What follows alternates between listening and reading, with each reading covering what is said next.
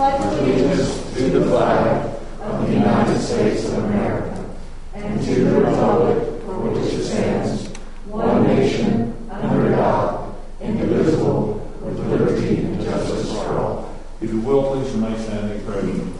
Lord God, we just come to you, Lord, acknowledging how awesome of a God you are, for allowing us to be a part of your creation on this day. Lord, I pray that in the discussions that take place tonight, the actions that come from that, all those will be honorable in your name. We pray in your name, Jesus. Amen. John, is there anybody signed up for public comment?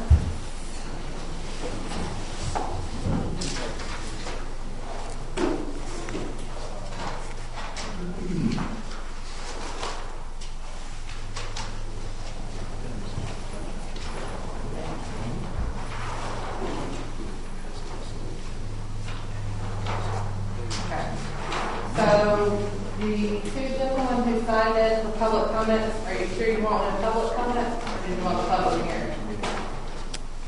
Richard, did you want public comments or public hearing? You're going to have to school me. I want to talk about Five Stones Church, so I don't know which one fits which one. Five Stones would be public comment. Okay. Because they're not having a hearing tonight. That's going to be super. And Trent, we want to go to public here. Here. I think I got it right this time, right? No, it's okay. You're doing great. We know what you're saying. Okay. So, Mr. Stevens, if you'll come to the podium, state your full name and address, and you have 3 minutes. Great. My name is Richard Stevens. I live at 2015 Bauer Place in Champion Forest for the past 19 years. We have I'm president of the Homeowners Association, and we are our homeowners are pretty upset with the zoning changes and the additions that are being proposed with Five Stones Church addition, and the issues going down the list are from security to privacy to excessive lights, excessive noise, traffic conditions, the metal style factory buildings built in an area that's pretty much all brick, rock, masonry, all residential areas. It's just not we feel it's not in keeping with the community. And then the addition of a K through 12 high school addition that they have there with they're projecting 500 to 600 kids, and we've got Cuthbertson High School, middle school, proposed elementary school across the street. It's just turning into a traffic nightmare, noise nightmare, and we just don't think it's in keeping with our residential area. I met with the surrounding neighbors, Mr. Ruley, the Turkhurst, the Flowers, and everybody in that area. And pretty much everyone is against the zoning changes and this church just to keep expanding. We just hate being able to see from our homes big metal buildings, and they're proposing 2-story metal buildings and metal modular classrooms. That just doesn't fit our neighborhood. So we'd like to see the Wesley Chapel turn it down and stop this progress. And the application has not come before us yet. Well, it's not. Their traffic study has not been completed. Well, I don't know how do we go about getting. We don't get enough information from the church and their meetings and we don't know yet what we need to do petition-wise to have a louder voice in these changes going forward. We don't want it. So as the mayor stated, the traffic study that they had sent to the village's consulting traffic engineer, to NCDOT's district engineer here, and to the MSTA, which does school traffic analysis up in Raleigh. That initial one was not approved or rejected by NCDOT about a week ago.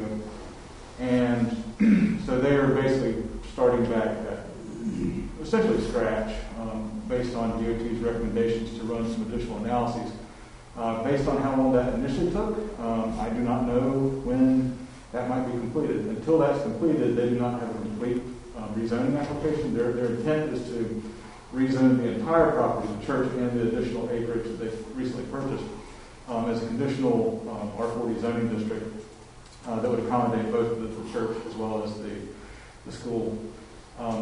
When that is submitted, there will first be a meeting with the village's planning board, and then goes on to council, but there will be notification to the public in terms of mail letters to adjacent property owners, newspaper notices, signs, etc., that we put out before that time.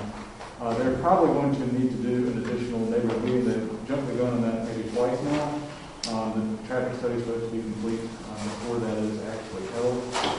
They scheduled one before, while Robin was here, over a year ago, when things were kind of moving forward before COVID. And then they let me know that they'd scheduled one already, and just gave me a call to let me know that the way down wasn't going to stop them. They can speak to whoever they want to. But there will be notification to the community at large, specific communication to adjoining neighbors, and those meetings will be open to the public as well as the planning board, as well as the village council, at which time you, other representatives of your neighborhood, other folks in the community, are more than welcome to come to the meetings and speak and let your opinions about the proposal be heard by your elected and appointed representatives. Now, there were things that they already supposed to be doing, their investigation. Well, Not specifically that they are. What if, we are aware, we have received one complaint about the daycare, and they are being issued, or preschool, and they are being issued a violation. But if you want to be in the public comment, you've got to step up to the podium. If you want to speak, you need to step up to the podium and say your name. Well, you basically get a good point. The school is in excess capacity. The officer that they were supposed to have secured for directing traffic, that may or may not happen. It doesn't seem like there's any recourse. The property owners, even the ones that are buying property across the street, have no idea that we're getting a metal, that they're proposing metal buildings, and they pay $250,000 for the property across the street. They're not going to build a metal home across the street. It's just in bad taste. So if you want to, in addition, you can send an email to me or to the planner or the clerk, and we will make sure your complaint is formally noted. planner@wesleychapelinc.com, and we will make sure that your complaint is on record. Is there a time limit on that, or is there as far as within the next week? Yeah, that's fine. So, because I'd like to meet with, we've got 153 homeowners that I need to meet with to make sure that I get everybody's. And we already have received one complaint and are acting. Well, I just be aware, I passed out all of the addition of or having, almost 800 parking lots being added in all these buildings. So I'm just telling you guys that they need to start emailing you guys, because we don't seem like we're in control of it. Okay. Well, I'll add, we haven't even gotten an application from them yet. And then once we get the application, there's a whole sequence of events that have to happen, all of which your neighborhood will have a chance to speak up about. Well, I think from the meeting at the church that you were at, the way they're presenting it, it's like it's pretty much we're doing this, we're doing that. I mean, they're clearing, if you walk that property line where our trails are, they're already clearing, cutting down trees. Here's where their walking paths are going to go. So we may be at the point that we're talking about it, but they're already in action. Yeah, I would put all that in writing, just pictures if you can, and send it to us. Okay. Sure. Yeah, just as you said that you're the HOA president this year. Right. One of the things we struggle with as a village is keeping up the list of the HOAs and the mailing list and who's in charge so we can communicate. And so if you have the ability, we have a sunshine list where you can sign up for all our emails. If you could help publicize that with your HOA members, that would help increase their awareness, because anytime there's a public meeting or anything, they would get an email telling them about any public meetings or upcoming village events. Okay. And we have a Facebook page. Yeah, we have a Facebook page. We do have a management company, so we can do blast emails ourselves now. So But please document everything you were talking about and email it, okay? we'll do that. Okay, so that's it for public comments. The business to the additions, deletions, and adoption of the agenda.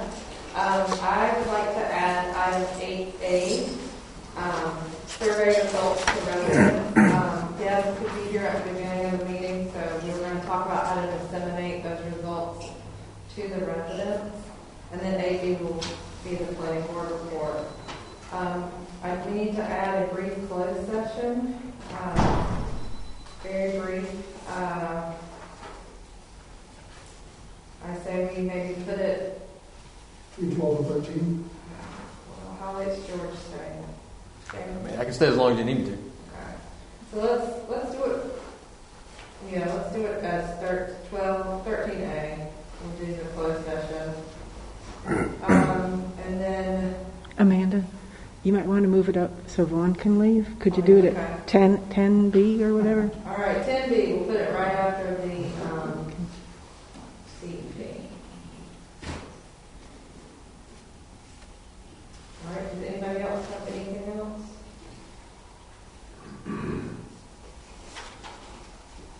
And we have to go to closed session for legal advice. Whatever it is. All right. No, I make a motion to accept those two changes. Second. All right, that leads us to consider approval of our consent agenda. Motion to approve. Second. Any discussion? All in favor? Okay, now on to our finance officer report. Okay. I handed out the annual audit reports from June of 2020 to you tonight. But for the February reports, during February I made a budget amendment. I took $600 from contingency and moved $400 to tax collection expense and $200 to bank charges. As far as the February statements, we're at 99% of property tax collection. We are at 70% of zoning permit collection. Our sales tax came in just about on budget. Expenditures during the month, aside from normal ones, we paid for the audit, and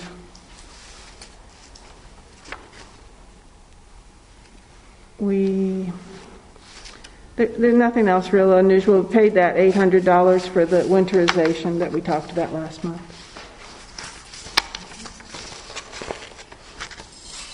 And you said budget request. Oh, yeah. If people want, or committees want to start getting budget requests into me, they're due by the end of April. And if anybody knows of anything that's going to change next year that I should be aware of for budget, please let me know. Any questions for Cheryl? You good? I'm good. Okay, that leads us to our deputy report. And welcome, Deputy Wicker. Thank you for joining us this evening. No problem. It's going to be kind of short because I only got February. Y'all got January's, I'm assuming? Okay. All right. So in February, only had one car break in over there at the head feeder. 3 larcenies at Target, 1 at CVS, and a motor vehicle theft. There were also 21 traffic accidents. We did 89 business checks, just going in and checking businesses. 272 preventive patrols, 28 radar patrols, and 52 traffic stops for the month. So Where was the first one?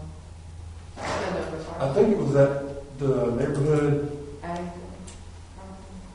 the one right there at Potter and Beulah's, kind of up and came down on the right. Yeah, they actually recovered that car up in Shelby. Other than that, that's all I have. Sorry, it's a little bit short. Yes, ma'am. So, on the traffic accidents, when they happen and you document them, do you document any information about, I'm assuming the location of the accident, but in terms of the people involved in the accident, like were they residents or coming or going or just passenger type of thing? You know, I mean, we get all their information, but as far as like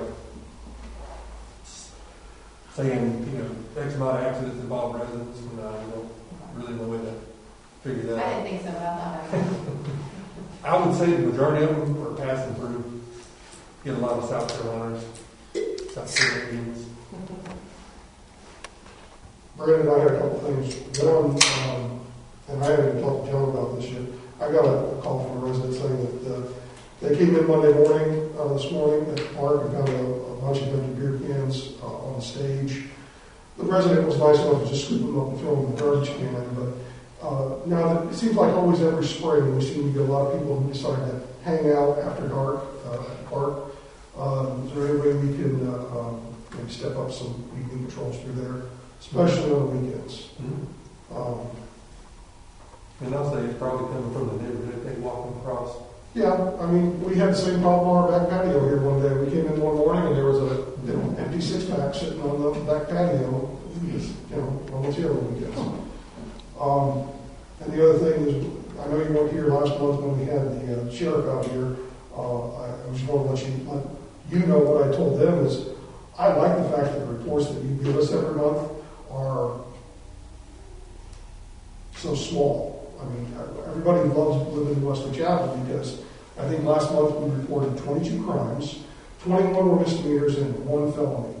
And that just goes to speak to what Sheriff Caffey does and what you do for our community. Appreciate it. Thank you. And we also did receive very high ranked for our police service in Wesley Chapel and our residents there, right? Well, that's good. Good to hear. Brandon, we haven't had a chance to meet with we appreciate all that you do, and especially the way that you protect our village. I appreciate that a lot. Educate me, if you will, just a little bit, clearly, on what your functions are when you're in the village and how your time is set up. I'm assuming you're 40 hours a week. Are they just always during the daytime, or are they throughout the week, or are they mixed up? They're mixed up, different days. I do a little bit of everything. As far as the hours, I keep them kind of consistent. That way I'm not working, till midnight this night, they turn around and come in the next morning. So I do try to kind of keep them consistent there. As far as what I guess functions while I'm here is preventative patrols, is like riding through neighborhoods, being seen, deterring crime, if you will, and doing traffic enforcement, stopping cars, working traffic accidents, getting the roadway cleared up, doing all that stuff, checking on businesses, responding to calls as they come out, etc. Of the reports that we get, one of the questions I've had for council and shared with you guys is, are there areas that, if I look at the total number of reports, 654, 650 come from one location within the village, or are they spread out? In other words, are there clusters of the village that we need to pay more attention to? I don't think it's particularly one area. I think it's all over. So there's not like one particular area like the north end that's a busier zone. It's all over. Are there any? At one time, there were a lot. I know that your time was taken up a lot by the businesses for different crimes within the businesses. Target, for example, yeah, shoplifting and that sort of thing. Has that calmed down? There's no. The big thing now is price switching. So it's still crime, obviously. So they're not really pushing out like they used to. We get one. I had 2 the other day that did it, but that just seems to be the new trend. It's easier just to ticket switch. You don't want to pay full price to go get your clearance tag and scan it. So that's the new trend over there. And the traffic stops, there were more than 50 of them last month. Mm-hmm.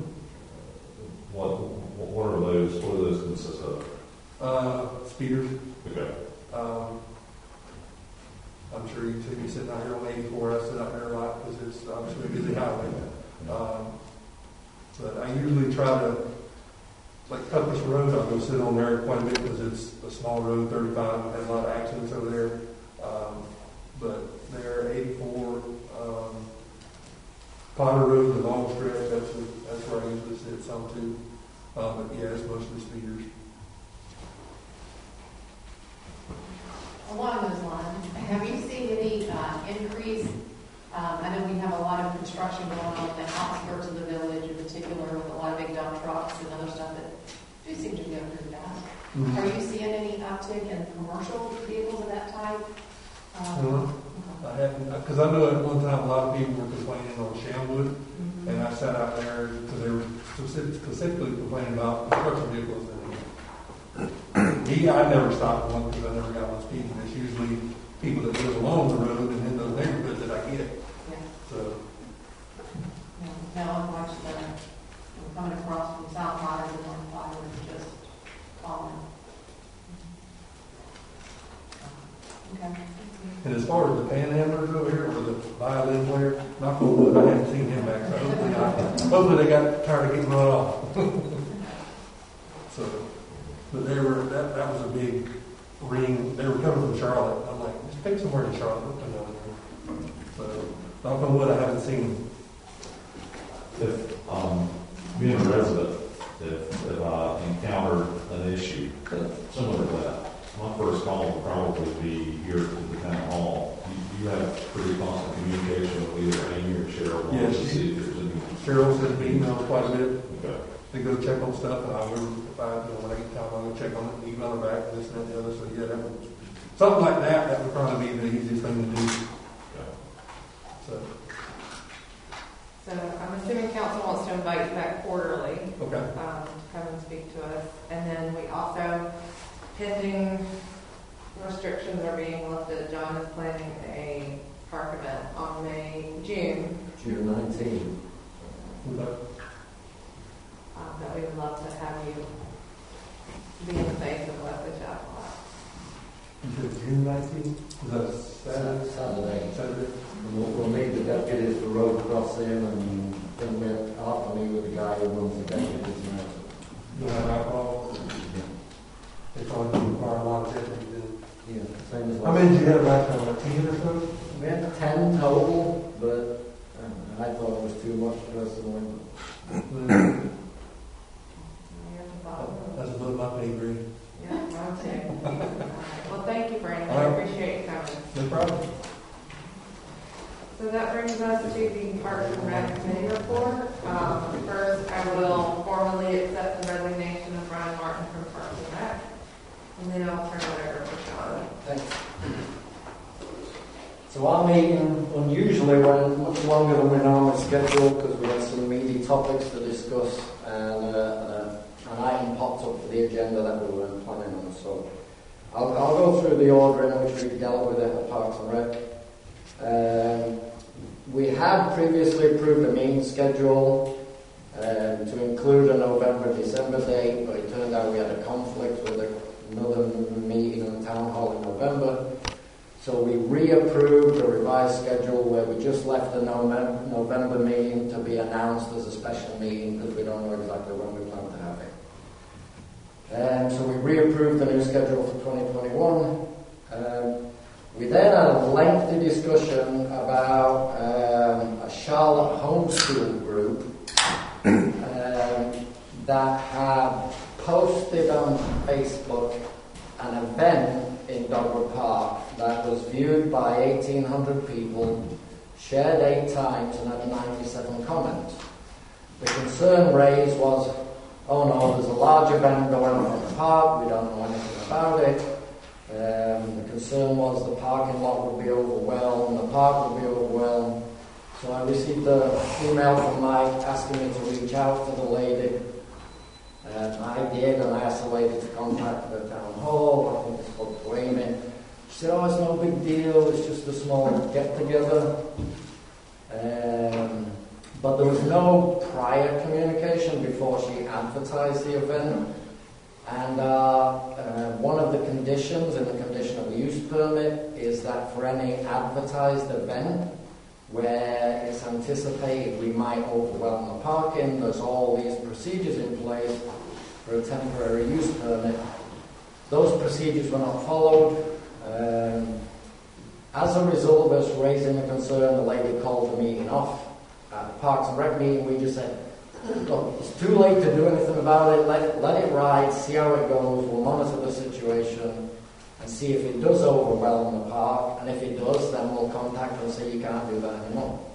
As it happens, I think she was a little upset that we were poking our noses in her business and decided to call the event off. There was a lengthy discussion then about what do we do if this happens in the future. Really, people should be contacting the village, and we really don't know what we can do. If somebody in a private group organises something at the park and doesn't make us aware of it, there's nothing we can do. John, wasn't there some discussion about putting a general notice on the board? Yeah. Putting a notice on the board, if you're planning an event at the park, please contact the village. We did. Later on, we're going to discuss another proposal for the park where somebody did contact the village in front, where we want to modify the park event, special event rules. We discussed the June event, and we kind of scoped it out and designated tasks to people to break it down into manageable portions for each individual. So that'll be a focus of our meeting next month. People will be following up on their individual pieces. We're looking at like a 4 through 9 event, first 2 hours for the car show, live music throughout. Probably call on the Ballantyne School of Music again because we'll get 2 hours of free entertainment, get the kids involved in performing, 2 food trucks. I've reached out to the Rotary, they'd be happy to do the beer service again and split the profit with us like they did last time. 50% of the profit go into high school scholarship fund, 50% of the profit come into the village. We'll probably make the car show a fundraiser for a veterans cause where the registration fee is a voluntary donation to a veterans cause. That's about it. That's the broad outline of what the event's looking like. We're now getting into the nitty-gritty detail of all the planning. We talked about beyond the end of June, financial planning within the budget for the 12 months after June. How many events we want to have, what kind of events. So everybody's been tasked with thinking about that, coming back next month with what kind of events, when, so we can lay out a calendar and then a budget for those events. We had a lengthy discussion regarding the parking lot expansion. I reached out to visitors to Dogwood Park, got 90 answers to the question about how often do you have a problem with parking. 83% of the 90 people said they've never had a problem finding a parking space at the park. My personal experience, and I go to the park a lot, I've never had a problem finding a parking spot. However, the rest of the committee are not in agreement with me. They say we may not have a problem now, but we're going to have a problem and we need to start thinking about it. There was I pointed out that in the park design, we actually have a grass overflow parking area. It's dual use. It's an open play field and overflow parking. I forget the number of spaces, but it's probably around 50 additional parking spaces. I suggested perhaps we put a sign out that says, and some posts to direct traffic that says, if the parking lot's full, this is the overflow parking, don't use it one way. The rest of the committee didn't agree with me. They said, no, we don't want anybody parking on the grass.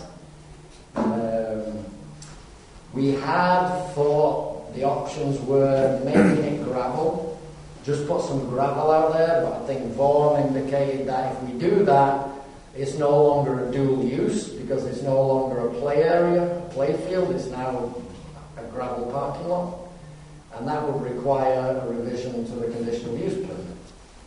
It would not, however, require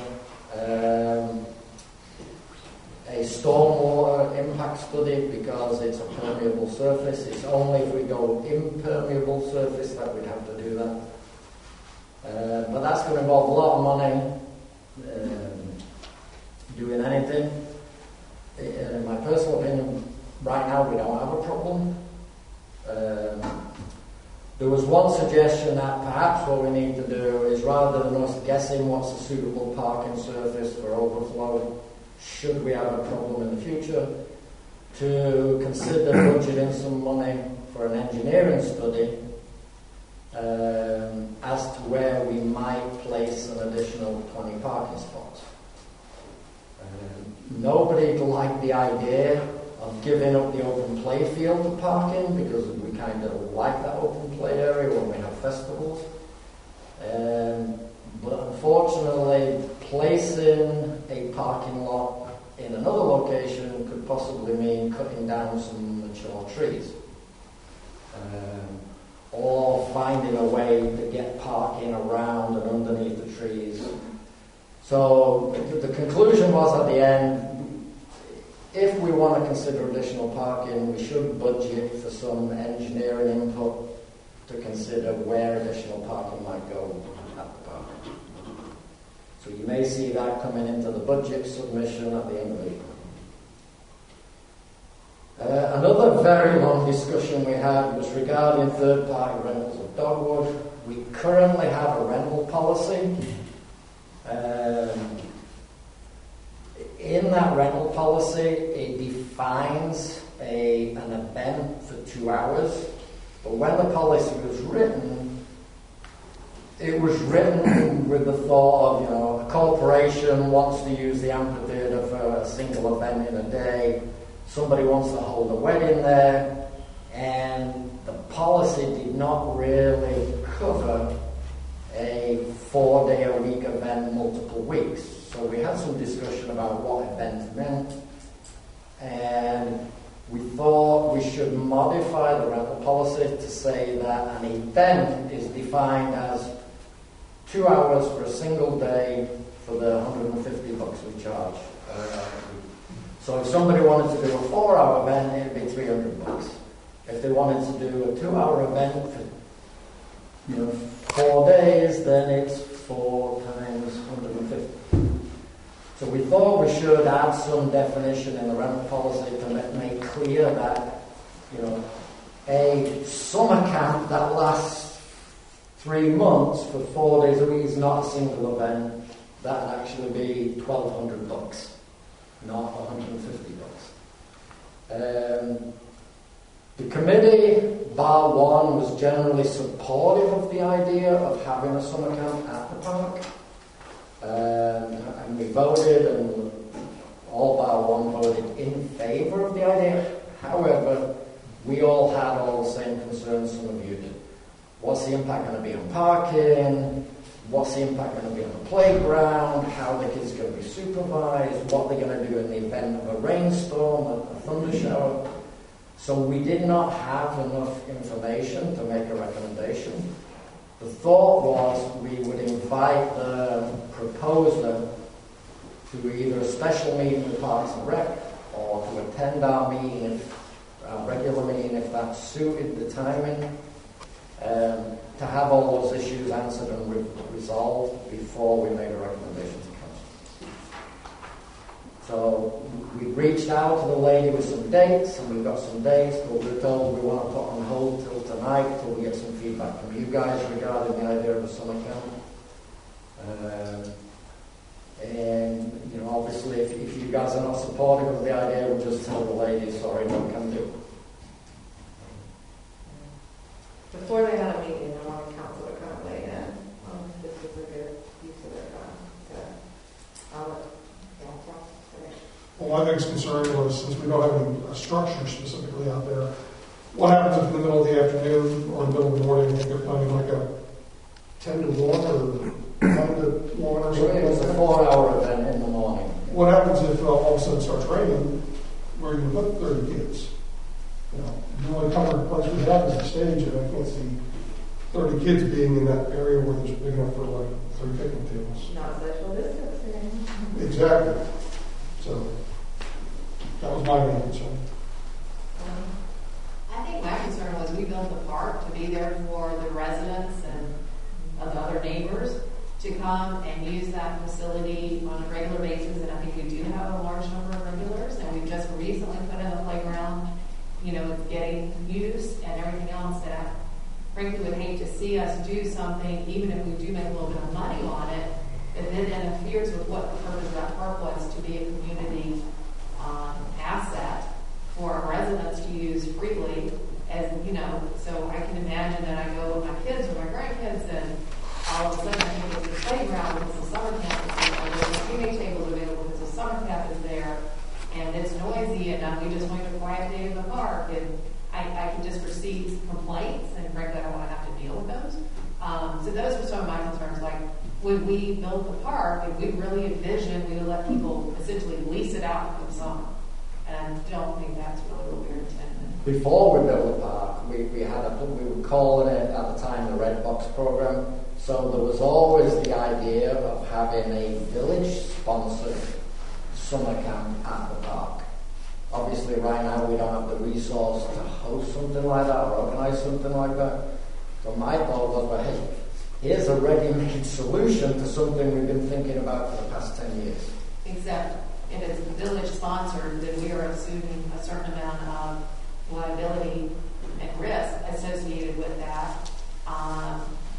And I'm just not sure we're ready to go there. And I just don't really see that it's a good use of us letting somebody essentially run a for-profit business on our facility. But that's kind of how I think about it. I just don't want to impact the people who are already using it, enjoying it, and run them off.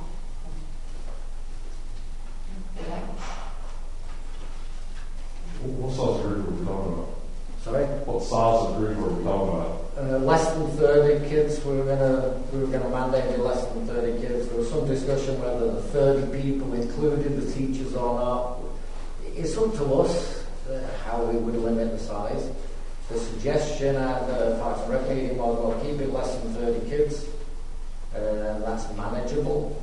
Maybe they use the overflow parking because they're probably not going to be there on the day when it's raining. So we could perhaps say you got to park on the grass. You can't use the playground. It's $1,200 a week plus the $150 deposit if you don't do any damage. And the coordinator of this event, are they residents of Wesley Chapel? We don't know. That's why we wanted to have a meeting with them, ask some questions. Would the kids be residents? Is it a service they're providing to Wesley Chapel residents? We didn't have enough information, so we were not ready to make a firm recommendation, other than generally we're all in favor of the idea, except one person.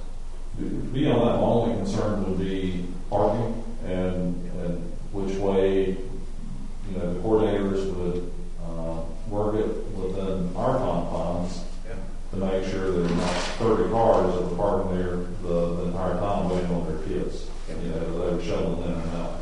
Other than that, John, I'm in favor of any way that we can use the park, especially to benefit youth. And more importantly, if it brings in income, you got my thumbs up. So the concerns we identified, if we have a discussion with the proposer, would be what happens during the storm, to define for them that what an event means and how much it would cost them, to limit the total participation. We can discuss whether that includes the teachers or not includes the teachers. We want to know the teacher to kid ratio, because so we can assess are they being properly supervised, what they're going to do about keeping the kids out of the playground if the playground's busy, and what are they going to do about traffic flow during drop-off and pick-up. How are they going to manage that traffic flow? So those were the things we wanted addressed if we ever had a meeting with them. What kind of insurance liability rider are they going to have to carry? The rental policy requires that the renter, in this case they'd be a renter, provide the appropriate insurance and indemnify the villages as we would for any other renter. And then the rental policy also makes the renter financially responsible for any damages that are above and beyond the $150, which is really only there if we have to clean up or if they damaged anything, then they'd be liable for the cost of that. And who would check that? Would somebody from Park and Rec go out there every day to check whether? We've never done it, yeah, I guess we'd have to figure something out. Mm-hmm. Right now, somebody's proposed it. We thought it was a good idea because it was consistent with our own intentions going back a decade. Maybe it's offering a service to residents of Westwood Chapel, a summer camp for their kids. We thought it was a pretty good idea. I wanted you to hear council's concerns too before moving forward. And I honestly have concerns about the parking. And the park is busy now, and summer is going to be. I think we're not prepared for what we're going to see in the summer and how we're going to handle those issues. I have reservations. Yeah, I've been going to the park and taking notes on how many I drive through and I count all the empty spaces. So last Sunday when it was really sunny at 1 p.m. there were 5 empty spaces. It was busy, but there were still 5 empty spaces. Of course, nobody using the grass overflow area. All right. So, I need some guide. Do we have a meeting with them to ask them to resolve their concerns, or do we not have a meeting? That's the question for you guys. I don't see how we can get around the not having a structure for the kids to go to if it starts raining or thunderstorms. I mean, there's not even going to be parents' cars necessarily. They drop their kids off in the morning, and they're going to be there for 4 hours. All of a sudden, there's a lightning storm. What do you do? Yeah, but we don't know how they're going to handle that. That was the whole purpose of having a meeting with them, to ask them those questions and either get a satisfactory response or not. I think it's okay if you meet with them, but you know now kind of what you're facing. And George, do you have anything to chime in here from a legal perspective? I mean, I think you guys are hitting all the concerns. I mean, just each one of you have echoed concerns I would have put out there. You know, obviously there's practical concerns, what you brought up about the use of the park. But I mean, even at WCWAA, when that lightning thing goes off, you got to get in your car, so you can't just leave your kid there. So, big concern on that. But yeah, meet with them, but they've got things to prove. Okay, it's a pretty big bonus. Yeah. So, but we've only got 1 minute left in this. Okay, so I can dump some of the other ones, just 2 items. I'll finish up then in my 1 minute. Weddington Garden Club has offered us a donation of a bench. It will be consistent with the current design, model, and colours we have. They would like to mount a plaque on it, 3x10, that says in memory of Garden Club members. They have a board meeting tomorrow to approve the money. They were a bit concerned or sticker shocked not by the cost of the bench, they're happy with the $400-ish. They were shocked by the shipping cost. So one thought I had is if we ever get around to ordering our benches and they place a separate order with the same vendor, could that vendor place their bench on our pallets since it's going to the same shipping? I asked Amy to investigate that in case we could save them some money.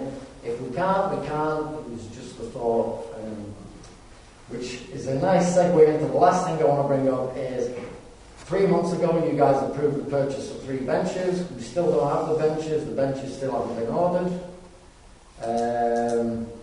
The vendors where we've identified them in stock are out-of-state vendors with no physical presence in the state. Typical practice for vendors like that, I'm sure if you've ordered stuff on Amazon from an out-of-state vendor with no physical presence in the state, they don't apply North Carolina sales tax because they don't have to. Apparently we can't order anything without paying the sales tax, and so we're stuck between rules, I guess between what the vendors' tax practices and what our own rules are. So I'm making a request to council, can we go ahead and order the benches from the vendor that's got them in stock without paying the sales tax and set aside the sales tax to pay the state if we have to? So It's kind of dumb because we're going to pay the sales tax and then we're going to get it back off the state. It just sounds like a crazy rule to me. John, we've already approved the money. Yes, you've already approved Yeah, the so money. We just all we have can't to do place is- the order because of something. All we have to do is agree to spend it and work out the details on the tax, which is a few cents, a few dollars.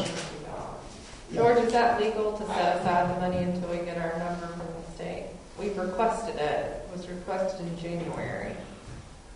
And the amount that we've requested, there's no question. We're good with the numbers that have been requested. I guess I don't know enough of the background. The one vendor we have gotten benches from, and they do have 6-foot green benches, which we could have ordered 3 weeks ago and probably had them in stock, but they do not have the 8-foot bench, and they do charge us sales tax, and it would be clean and clear. The other vendor does not charge sales tax, and I've requested a number from the state so I could remit the tax directly to the state, which is apparently what I am supposed to do, but I requested that back in January, and Raleigh has not been very communicative to me. So I don't, technically you're liable if you don't pay sales tax. You're not only liable for the tax, but there's going to be a penalty and interest. When you do your individual income tax return each year, it'll say, have you bought anything from out-of-state vendors? Please pay your use tax. They call it the use tax at that point. And every one of us are supposed to be paying a use tax on our income tax for anything we bought out of state. Yes, we do get it returned a year later if we request it, and I've had trouble getting my money back from them on that this year also. But I'm just trying to stay within the laws. So is it legal, The George? price from the out-of-state vendor is significant. You remember how much lower it is? The $450 versus... Yeah, but if it's not legal, if it's legal, But your question is to set aside the money. can we set aside the tax money for when we get the number to remit it? Yeah, I think you can. I mean, I think you have to know though that what Cheryl just said is that you may end up getting penalized if the amount you collect and pay is inaccurate, right? I mean, I think Cheryl's exactly right about that. I think the only reason you get a penalty is if you were trying to defraud the government. We're not trying to make any kind of a fraudulent claim. I don't care if we pay the tax or don't pay the tax, as long as we get the benches. I'm not going down. Sorry. So I think it's okay to set aside the amount. There may be some minimal risk there that the amount won't be enough to cover what your obligation is. So I will entertain a motion from council to that effect. Do we set aside more money just in case? And that way we could avoid a penalty. I think with North Carolina Department of Revenue, either they have the money and they're happy, or we have the money and they're not happy. I've never heard of IRS saying, well, I have the money put aside for you, and they're happy. I mean, maybe that happens. I need to find a better way to do things in my life. Cheryl, I trust you enough to work out the details, but I'd like to get the benches ordered. We're talking about how much money?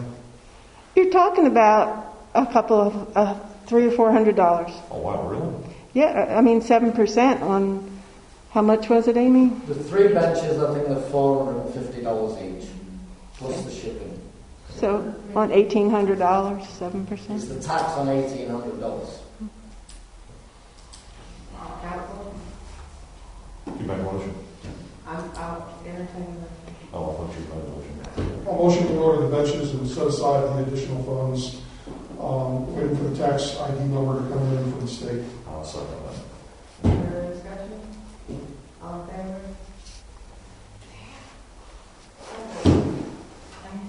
Oh, discussion, I think, voted. I'm sorry.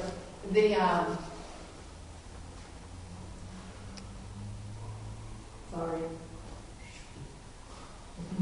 The tax number, you mentioned tax number. So is that what we're waiting, that we get that tax number and then that's we either get it or we don't? It's been a learning experience, and I requested a tax number, and I sent it to Raleigh, and I sent him a letter with it, and gave him my phone number and my email. You know, I tried to do everything. I tried to bend over backwards, and I have not gotten a response. I don't Is know. there any reason they would refuse us or deny? I've never done this. Oh, okay. Well, we are a tax exempt organization, are we not? No, we're a tax exempt organization, but for North Carolina tax, you pay the tax, and then if you submit a request to have it refunded, you should get it back from the state. But North Carolina is different from most states. Most states, you don't pay the tax. North Carolina, you pay it, and then you get it back if you request it. Any further discussion? No, okay, all in favor?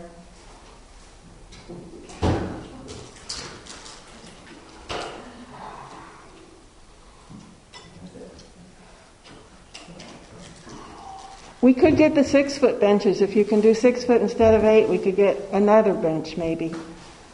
We're going in the playground where all the other benches, 8 foot, and there's been spaces left for the 8 foot for it all to be consistent. I think 6 foot mixed in with what kind of done. Well, I will this once change my vote to yes, but if I go to jail, you gotta come back in. John, as long as you're up here, I had a couple other questions related to the park. We had to move some money around with Cheryl for the winterization of the irrigation system. Are we planning on unwinterizing the system soon? Do we need to move money for that? Or is that included? When I asked them to quote, I asked them to quote for winterizing and non-winterizing. So we paid for both ends. I hope that's what he quoted for. Cheryl, would you double check into that so that I think probably by the end of this month we're going to unwinterize the irrigation system, but we're not going to have to budget or transfer money. I can check, but I don't think that's what they did. I think they just charged us for winterization. We do have a little bit of money left. Well, Cheryl, I'll leave that to you to at least look into Okay. to see where we're at. Also, and again, I don't know if this is John or Cheryl, overflowing trash cans at the park, which always seems to be a winter thing. Today, there were literally every trash can was overflowing. Can we call the landscaper and ask them why they haven't been out in 2 weeks to take out the trash? Sure, if you send him an email and I'll get all of it. I'll be glad to check with him. And John, do we have any scheduled cleanup days coming up? Or can we add that to the next Parks and Rec agenda? We can put that in the agenda. You mean a volunteer day? Volunteer day to do general maintenance of the park. Sure. And going back to this parking issue, Vaughn, when you speak with Bonnie on a regular basis, can we start at least an informal inquiry as far as letting her know what we want to do? Or does every time you pick up the phone and call her, she sends us a bill? It's going to be billed. I would recommend that if you do want to explore a parking addition to the park, that you budget for a design concept for them to do that, or to get that up to bid if you wanted to look for do RFQs. It's small enough that we should be able to do it. If you wanted to use her, right? Maybe, I don't know. I'm not there. They don't I'm need not to ready reach to the make front. that, Okay. But she did look at it, and I did get a bill. Right. I have the check right here. she did look at it and did make the determination that basically anything, I mean, even gravel, unless there was a very particular type of sub-base installed underneath it, would constitute a change to the stormwater permit as well. Right.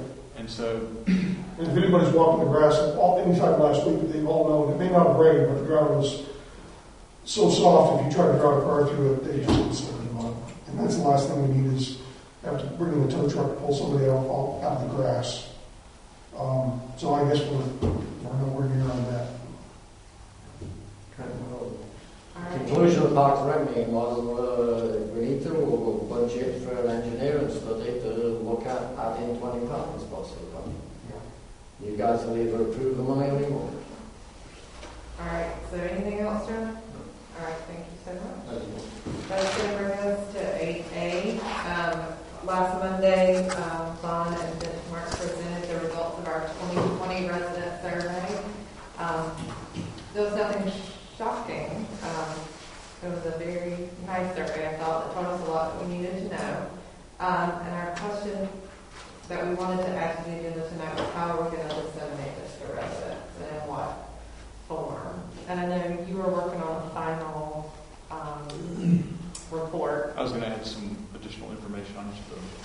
pages of the report itself. And then how council do you want to see that disseminated to residents? We have obviously two main ways to do it. I don't know if you think about that. Yes, Mike? We have the Sunshine List and Facebook page, and we have the Communications Committee. I'd say all three. Do you want a cover page to it or just the link? Well, and that's a lot of information to throw out there too. I don't know, Jeremy, people are going to go through what, 80? The written report is 80. Yeah. I don't know if maybe we want to maybe task the communication committee with like a summary or something that we could.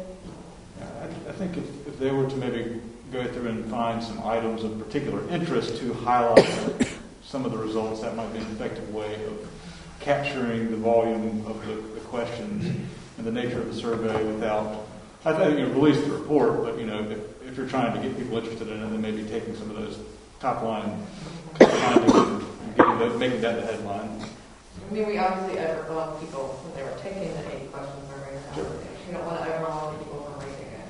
So Debbie's everything that, so if council's okay, we will just task the communications committee with coming up with some high points to share. Maybe some graphics to go with it, visualize, get looked at more than words. I would just suggest also starting with a big thank you. Thank you for all of you who participated, gave us this wonderful feedback, and just really extolling how it is statistically significant and it's really actionable for us as a council. And kind of painting that picture, because like you said, they spent a lot of time answering these questions. And then, in regards to visuals, another report that Mom gave us as the visuals, so you do have to copy it. And John, at the meeting, I did express your concerns on some of the questions you didn't feel were detailed enough. So I reiterated what you and I had talked about in the past at that meeting. All right. Good. Good. All right. So that moves us on to the planning board report and comments from our planner. And then we'll consider our proposal for our comp plan.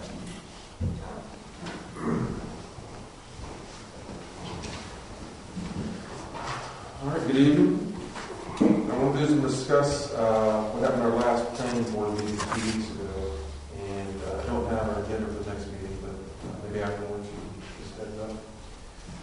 So in our last planning board meeting, Mr. Kohler, Mr. Como joined us, and thank you very much. We discussed a lot about what was going on in the county, specifically what's going on right around Western Chapel. So thank you guys for the communication between council and planning board.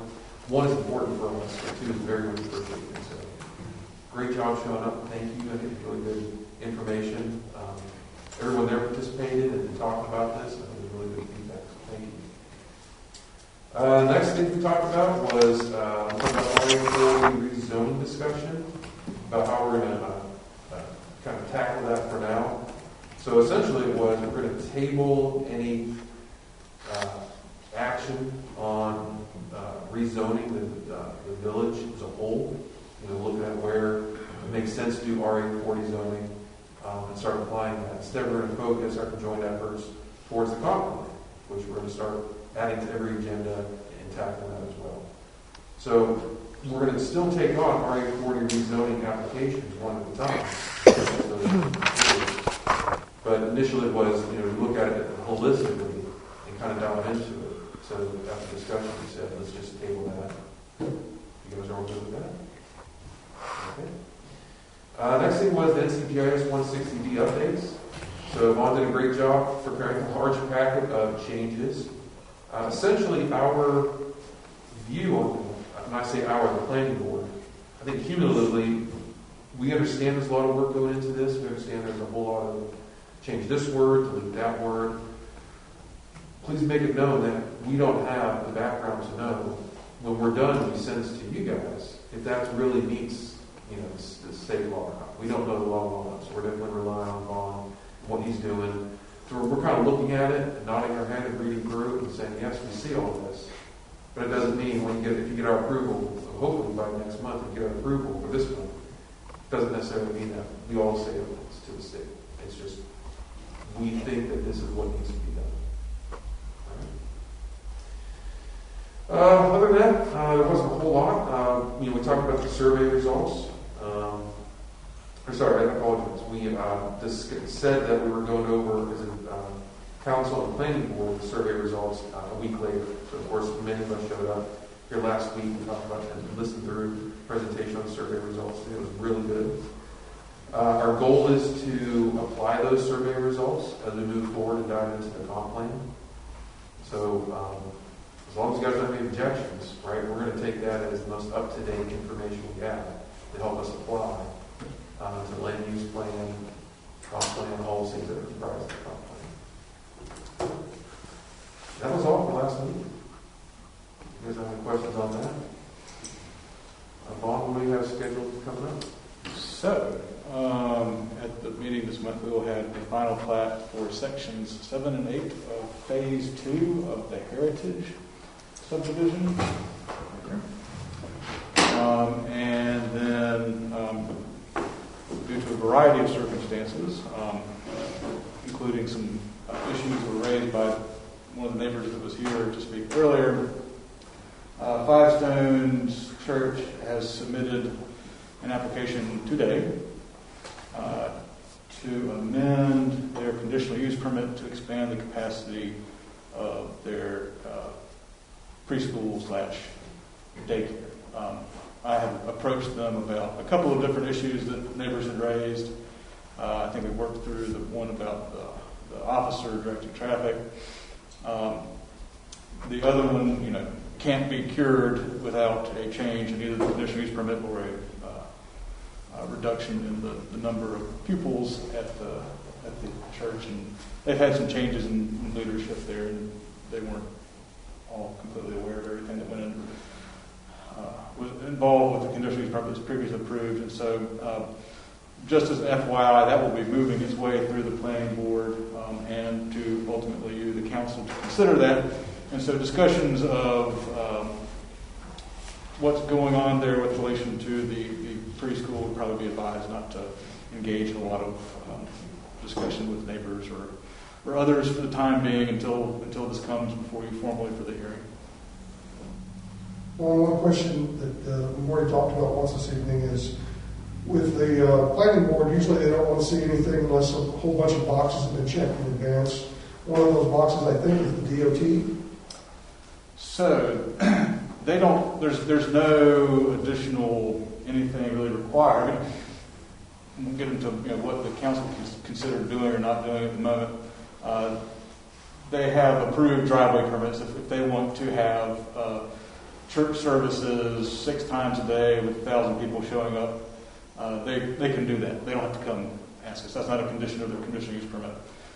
The enrollment at the school, for one reason I wasn't here, for one reason or another, the enrollment at the school during the week was a condition. There's 3 conditions: officer present, build a turn lane, or a storage lane to get in, and limit the number of children and teachers present at the daycare. But besides that, they can fill the parking lot 24 hours a day, 7 days a week if they want to. I don't think they want to, but if the council is concerned about that, that can of course come up as a matter of concern, or the planning board could raise that as an issue of concern at their meetings. Okay. I'm sorry.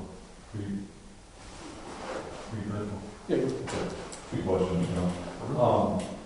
So, RA40, we understand that there's not going to be blanket rezoning in certain areas, but individual requests can come in. Is planning board aware of what steps need to be taken place for that rezoning process? Yeah, as far as we know, it's going to be like any other rezoning, Yeah. right? And I think that was some of the discussion coming up with this. Is there anything we could do to help applicants, right? I think after last meeting we said just let it occur naturally, like any rezoning process. Okay. The second question, I think it was in the January meeting that you guys had some discussion about the number of permits that are required for building permit applications. Has discussion continued on that? The number of building permit applications? The number of surveys. Is that accessory buildings? Oh, yeah. I think we worked through we worked through all that internally, and I think we're pretty well set now, Cheryl. Is that a fair assessment of the situation? We learned a lot about what the ordinance really said and what it didn't say. And we've come up with some rules to go by and how we administer the permitting side of things that have made things, I think, a little bit more efficient and effective. We've gotten a lot less. There's a lot less traffic going back and forth between me and Cheryl, me and Amy, with questions about what's needed and what's not needed. But it was helpful to be able to discuss that, to bring some of those issues forward. So hypothetically, if I want to build my man cave, how many surveys will be required for the? Are you expanding the footprint of your home? Yes.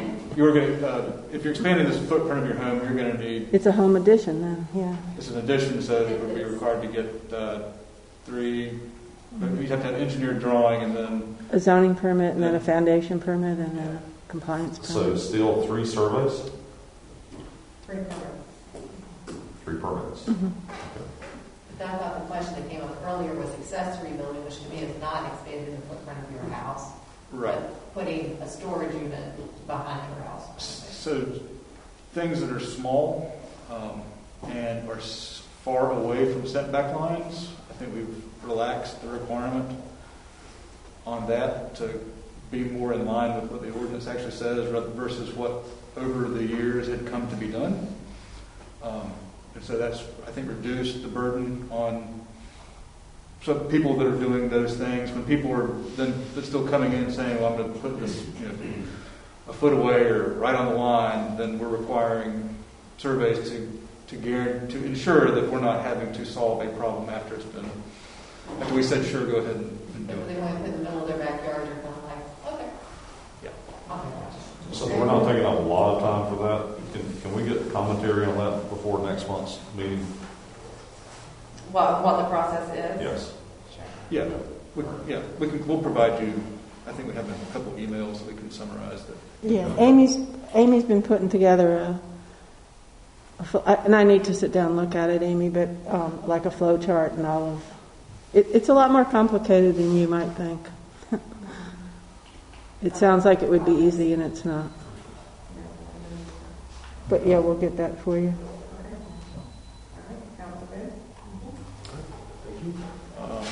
Thank you, John. So now we're on to the right wording. The proposal from Denmark for the comprehensive plan. I know Lori had some questions about what we were going to give, and John was going to talk about that. But I just talked to John about basically just finishing kind of what Robin had proposed to us.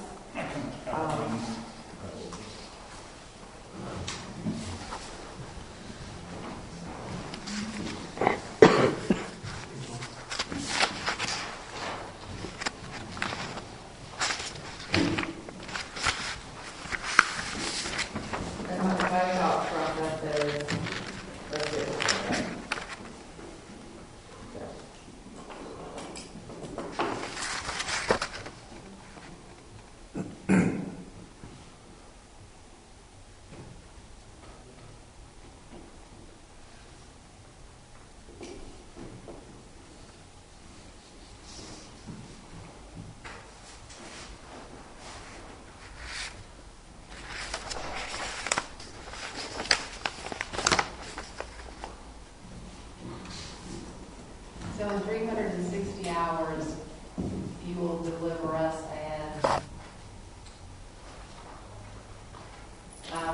T's crossed comprehensive. Comprehensive plan, yes. And we will. That's our not to exceed cost, and so if it takes us more time to do that, we will not exceed that. And you have public presentation, community input. Is that a meeting, or do you think it's some other method of getting that? We would. The very first item is to prepare a public engagement plan that will detail how we will do the various meetings that will be occurring throughout the remainder of the process. And so we like to explore that a little bit further, just so we make sure that we're going in the direction that the council or the committee or whoever's going to be officially overseeing the project would like for us to go with that. But we've allocated enough time, we're close by, we're working here, so we have a little, decent understanding of what's going on. And the issues facing West Chapel Wild, there are a number of them, maybe not as complicated as some other urban type development scenarios we have to deal with in other planning projects. Thank you for doing this. This is exactly what I was. Any further questions?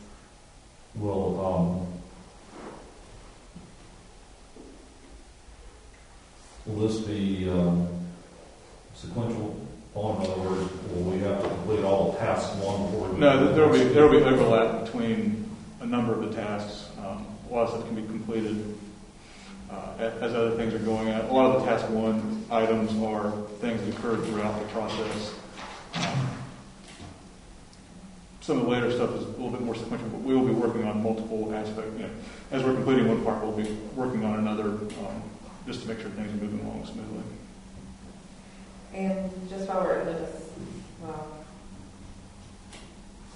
the discussion part of the budget amendment, I'm pretty sure we have enough money in our previous planner's salary, right? To do a budget amendment, salary and benefits, to do a budget amendment for this. Well, you have a little less than 29,000 in her salary account. So, But you also do have 3,400 in the engineering printing, comp plan engineering printing. And then we also had budgeted 7,000 for legal fees. For the 160D update, will you have a lot of fees to review that? I'm trying to remember what the breakdown was when we looked at that. I know they were taking the lead on it, and I think I had talked with Robin about what roles she wanted us to play. So I don't remember if that's accurate or not, to be honest. I'm assuming with Benchmark taking over, it'd be a little less. If what our role would just be kind of a cursory review is not the right description, but kind of a high level overarching review to make sure there's nothing glaring missing, it would be significantly less than that. Yeah. And the amount that I'm thinking, let's just say middle of March contract, we'll get that signed by the end of March, kind of get started with April. So April, May, June, so 3 months of, we don't need fiscal year 2021 budgeted amount. We won't be, and we can even hold off on anything until next fiscal year. That makes life easier on you. Just let us know what you want to do, and we're happy to accommodate you. You take 29,000 for it. Besides that. So, because I can, I'm going to make a motion that we accept the proposal from Benchmark for the comp plan for $45,000. I'll second it. Further discussion? All in favor? Thank you, Mom. And council, okay, we talk about the Miami Alkaline and come back with how we're going to pay for it. Yes. That means? When will the bill be due? He just said he'd work with us, so. I mean, this fiscal year, next fiscal year? He said At least some this fiscal, whatever they do this We'll fiscal year. try to figure out what that 3 months is and bring it back to council. Mhm. Okay. All right, any other questions? I have one other question for Vaughn. It's not related to this specifically. Vaughn, do you have any update you can give us, or maybe this is not the right place for it, on the board adjustments meetings you had, or is that? We're going to do a closed session. Okay. We're going to be able to get that.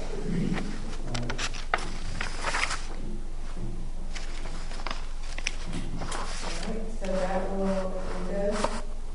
Good one? I'm going to just one other general item. We had I notified y'all that we had a fairly significant floodplain issue crop up, and the property owner, she made contact with me. She had been in Dallas taking care of her son who'd been in the hospital with COVID and just got back in town maybe last week, and so she got right in touch with me when she had 3 letters sitting at her farm. When she lives in Charlotte, comes out here. So we talked today, and she's aware of what's going on. There's some other potential issues that probably need to talk to Bonnie about.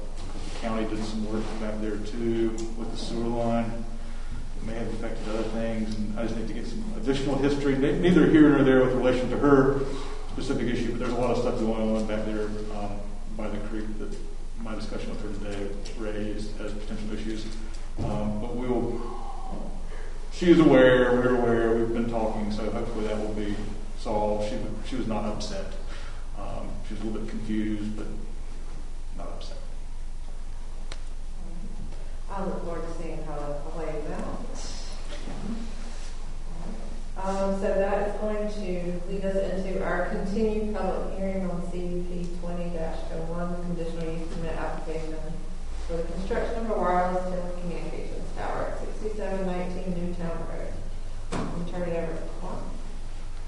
Yeah, so at the conclusion of the time allocated at the February meeting for this particular issue, the council had received some additional information prior to / during the meeting that it wanted to take some time to review. The applicant is here to discuss that in more detail if you like.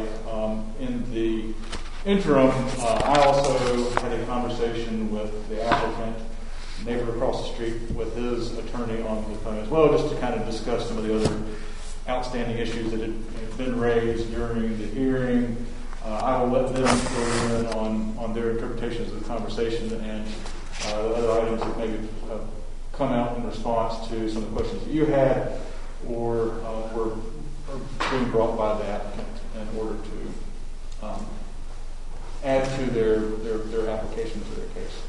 I don't recall who spoke last. Well, and I was just talking with Cheryl about it probably makes sense to just swear Everybody back in. who was That's all it's going going to just be on the safe side. Can I get the names of everyone that's going to be sworn in? Trent Hathaway. Ben Herrick, Herrick. David Best, B-E-S-T. I'm sorry, the last name?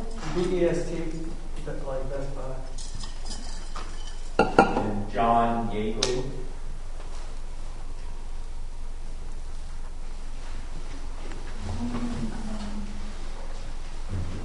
Did anyone else want to speak at the public hearing? Okay. Let me get your names and we'll swear everyone at one time. Your name? Mrs. Chapman.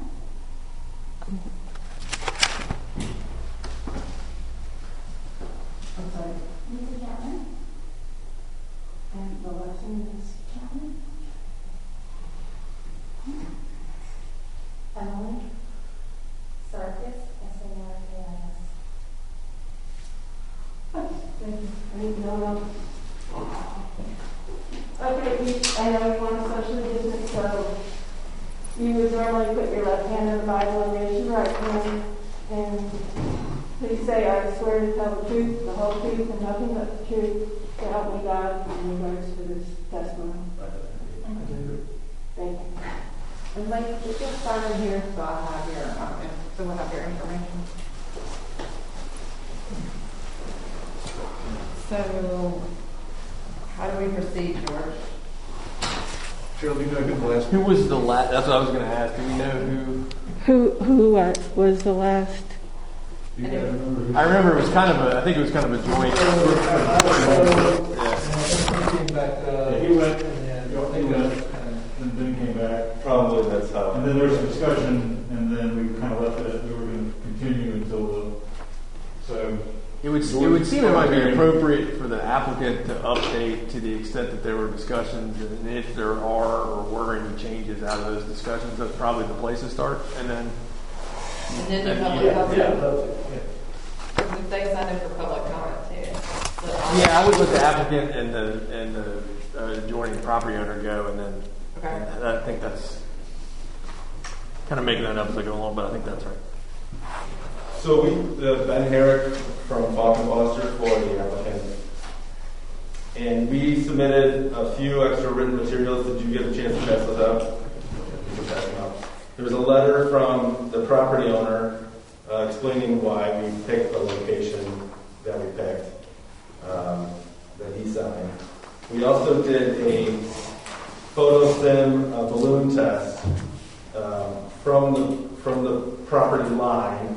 I tried to get, and it was maybe my fault, maybe not. We tried to get them connected with the engineers so that he could pick out the locations for the photo sims, from the vantage point. But we weren't able to connect in time, so we didn't go on his property without permission. So we got this from the road. So that's where you're looking at in the view looking south from Newtown Road. And then there's a balloon, and then there's a simulated tower there. And then on the third page and the fourth page are line of sight from various points around the area where you'll be able to see the tower from. So we had a discussion about on the phone with Vaughn and Mr. Hadaway about what he'd like to see, and unfortunately, it's not something we could agree to. We wanted to move 400 feet to the east. It would bring up issues for us for additional tribal notice and a lot of other red tape that we had already gone through, and it would just delay us by about a year to do that now, to move the tower. And the other thing it would do is switch it from his front yard to his neighbor's front yard, I think.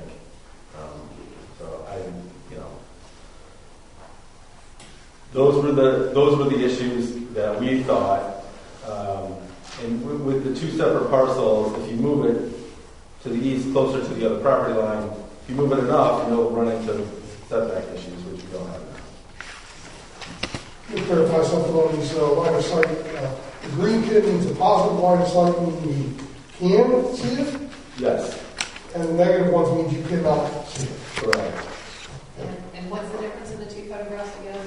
One is with the actual balloon that they did, and then the second one is simulated. That's what they added, a simulation from the same vantage point. And I understand that Mr. Hadaway's house is set back quite a bit from the road, and you might be a little bit of a different vantage point from at the road. If his house is 500 feet back, you might get a little bit of a broader view through the trees. But we suspect in the summertime he's not going to be able to see the tower from his house.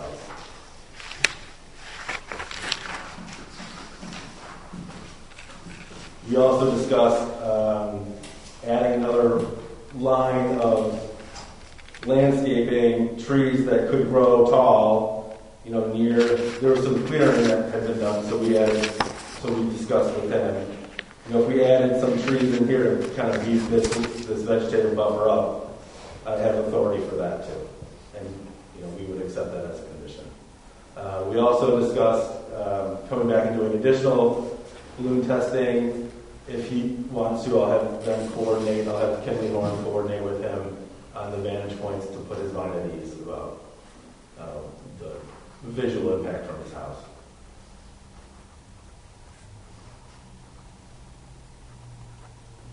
And we would actually prefer that as a condition of approval, rather than let's wait another month to see it and then come back.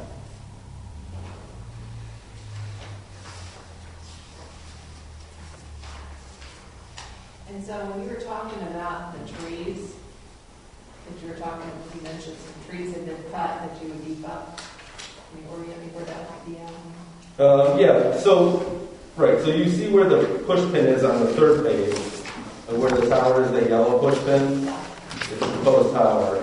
And you can see how there's a kind of a clearing around there, and then a vegetative buffer towards the road. So we could add more at the road, behind those trees that are native to the area. I'm not an arborist, but something that will grow fast. And we have a list. I'm sure you do. We would be willing to do that. Is the drive into the tower, is it offset from the tower, or would I be able to look straight down the driveway and see the tower? It's offset from the driveway. Yeah, if you look on that same page, if you're looking straight down the driveway, it looks like he's got a line of trees around his driveway, and then they cut across to block the power lines. So if you're standing in his driveway, if you're not looking directly at the tower, that line of sight will see forested area on the parcel, in the wetlands area.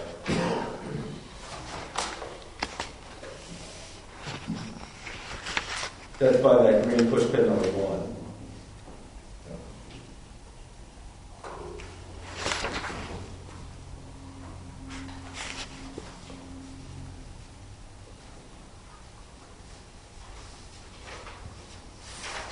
And that's the height.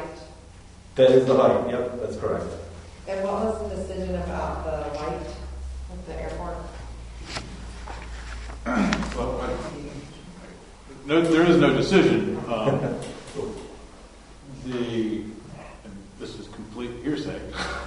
So just FYI, I did speak with the representative from Arrow Plantation.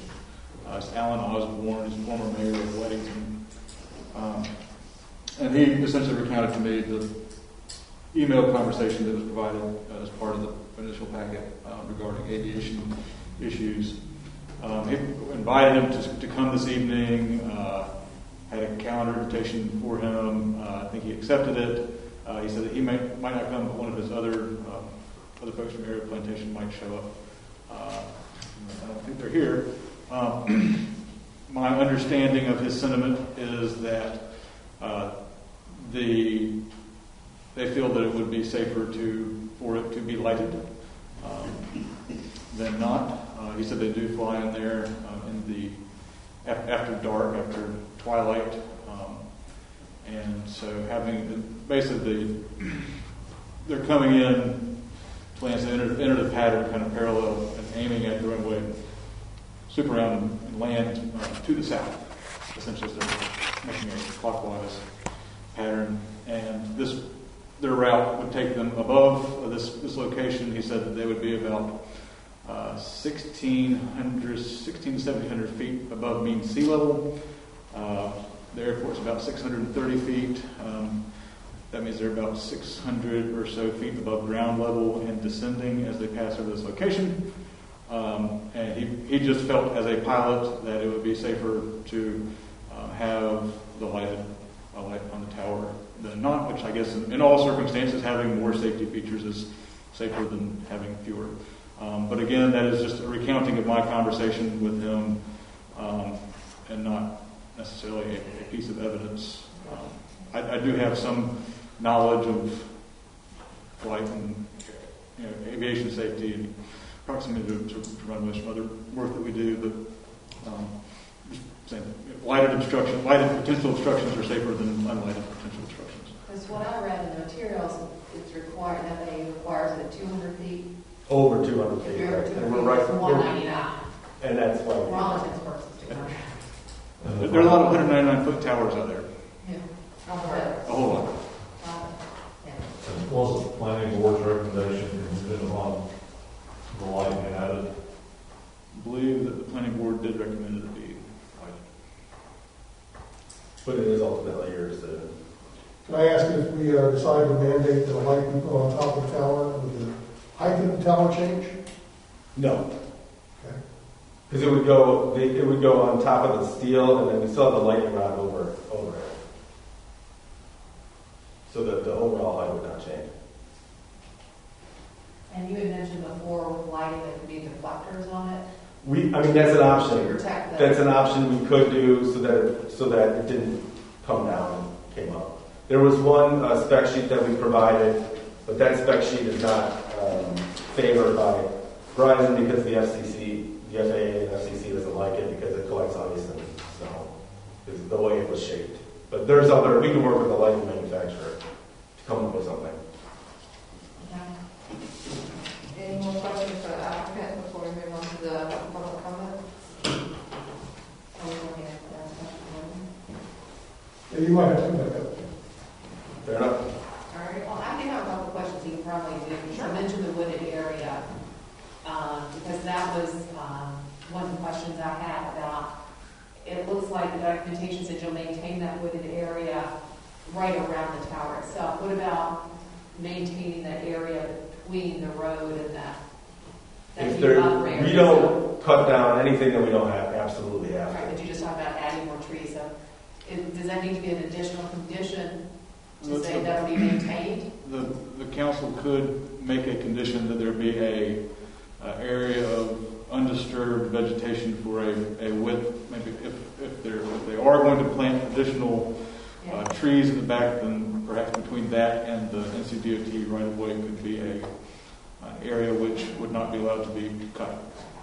That way we don't just end up saying, yeah, there's a lot of trees there, and tomorrow they're all gone.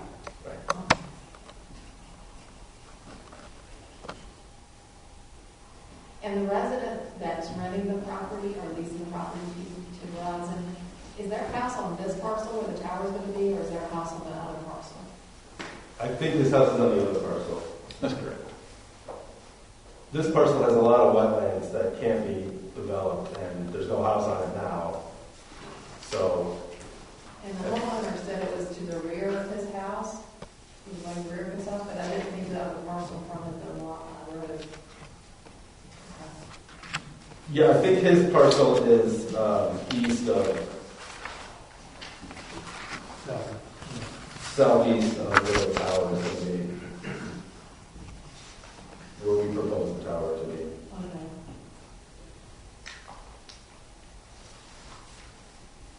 But essentially, this parcel is vacant.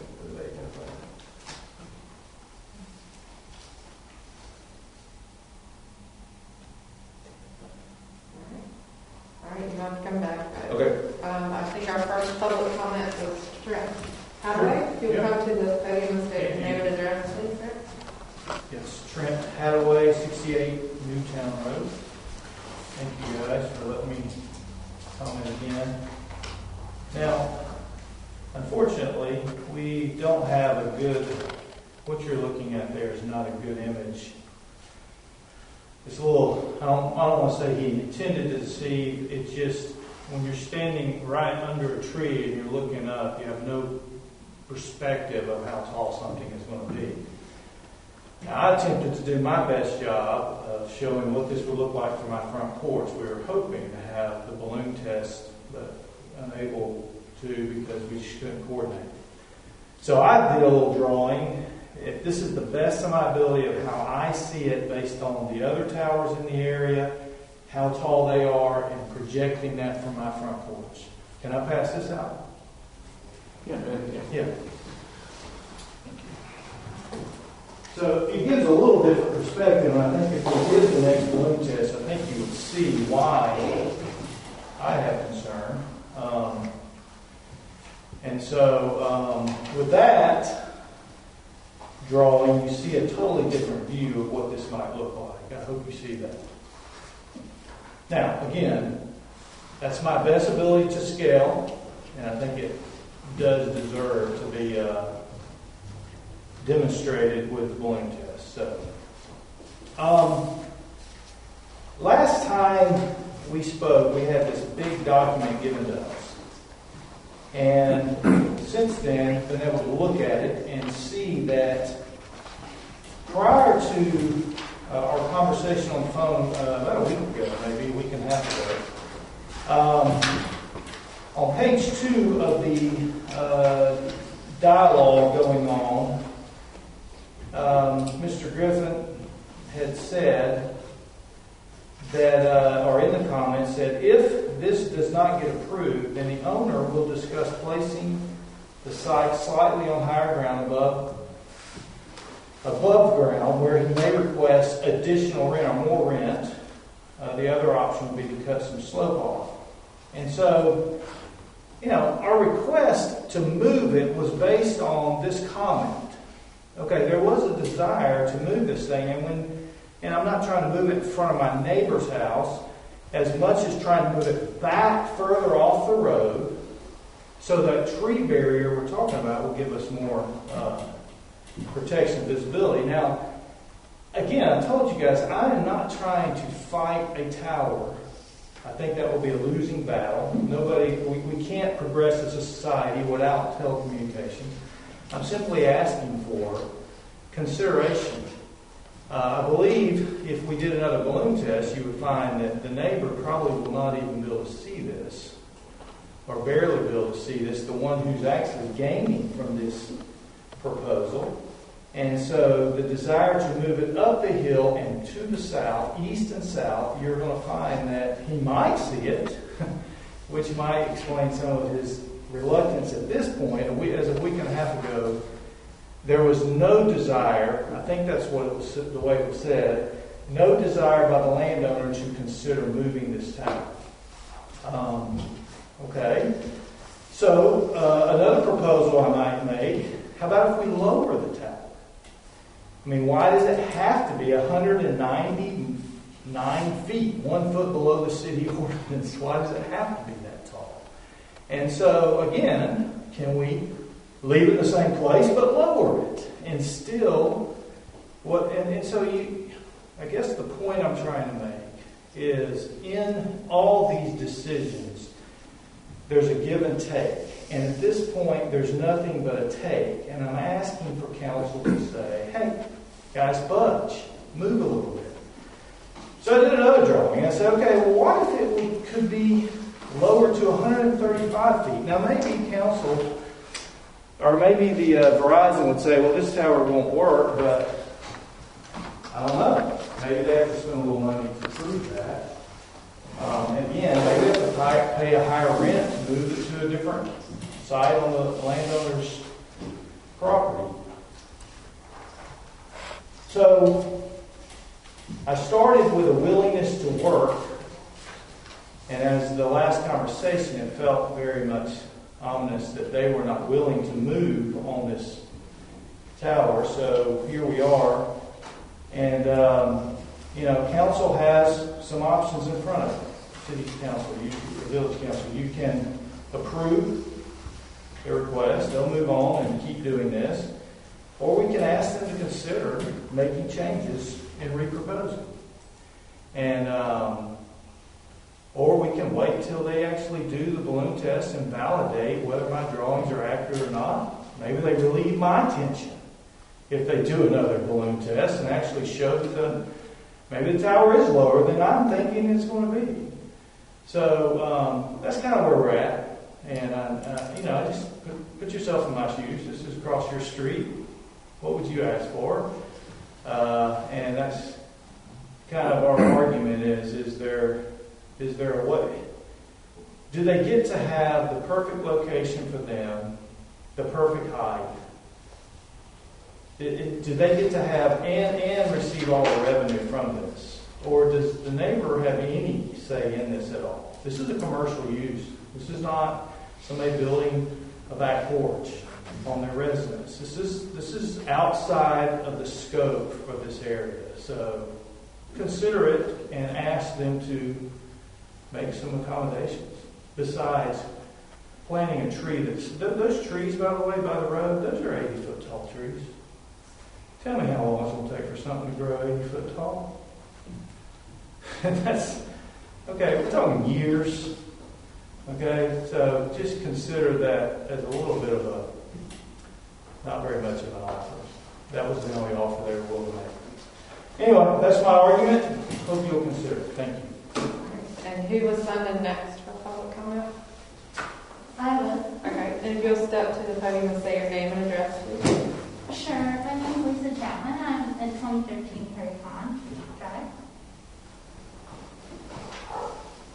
I got a letter. I don't know if it was shared or if I have to come in. Was it ever shared previously?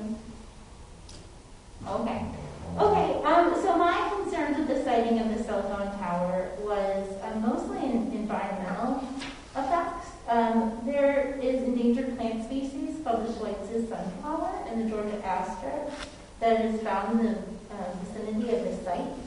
So I don't know if Fish and Wildlife Service was called into environmental assessment. Did they find it being off season? They did a survey in September we could recall, which is Okay.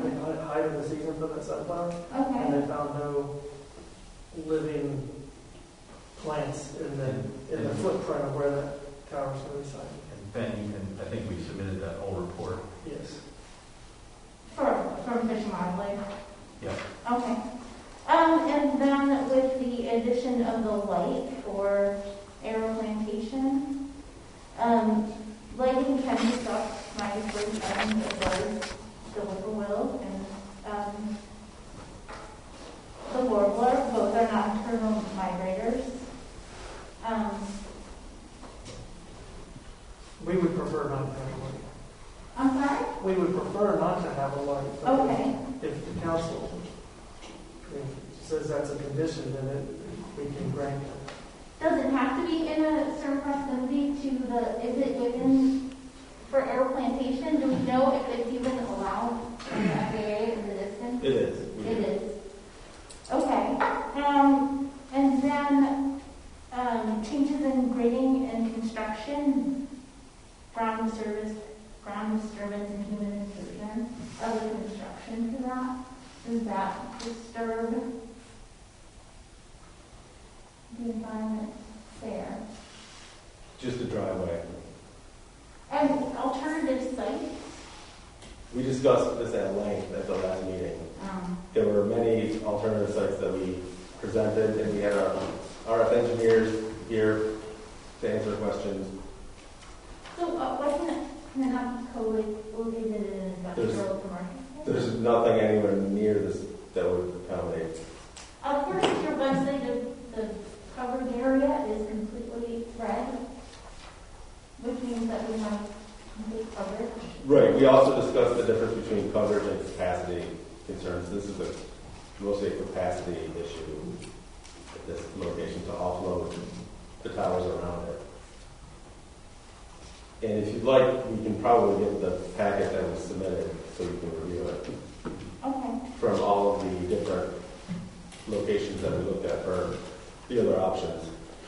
How about subleasing of the structure? Is that a possibility? Subleasing of the tower to other carriers? Yes, that's in fact required by the ordinance. Okay. So will it require additional equipment on top of the pole? If anybody else wants to hang antennas from the tower, that's just different antenna arrays on the tower. So that increase the impact of the structure would be more industrial if Well, there's no difference. There's no change to the structure of the tower to add antennas to it. The tower is still going to be the same tower. okay. And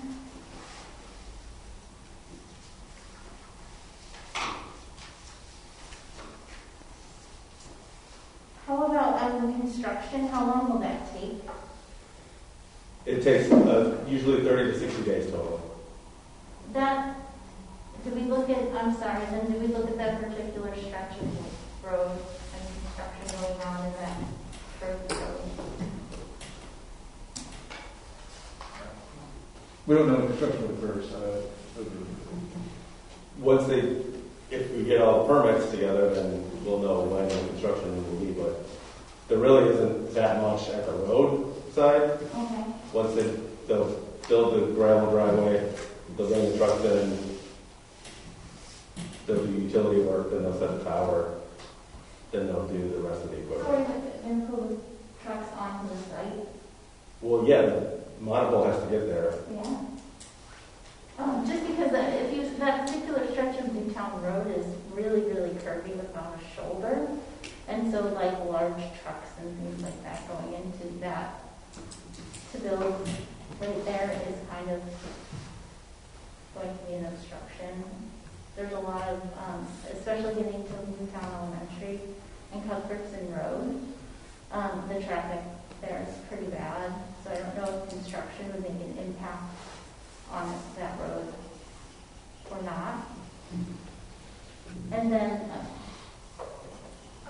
perhaps just the disturbance also to the site.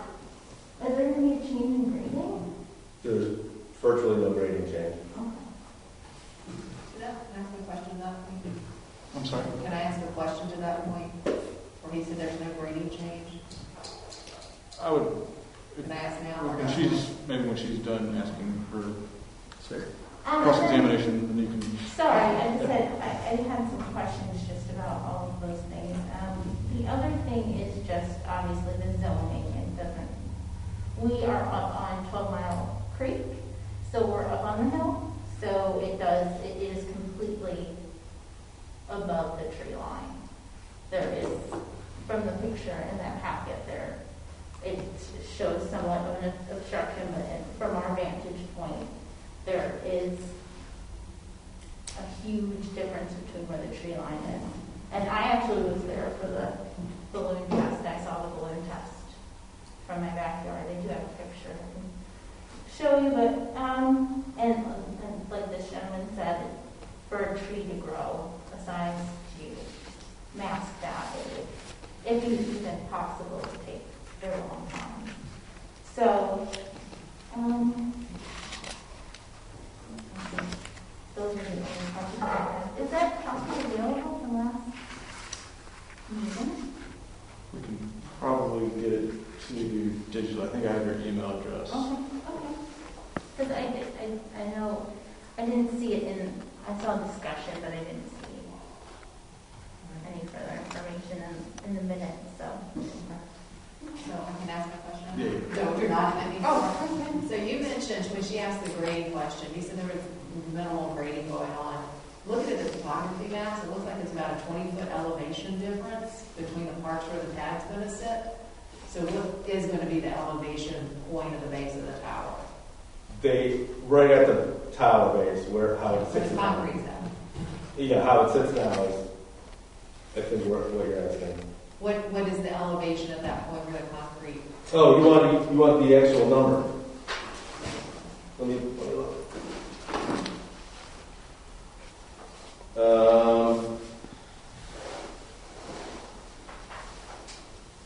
See what page that would be on. I didn't see that. That doesn't mean anything.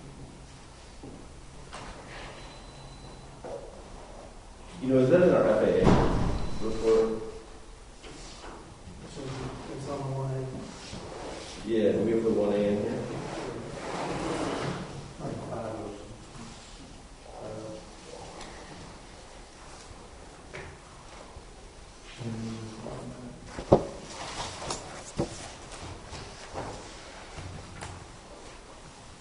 The 547 feet site elevation at the base of the tower.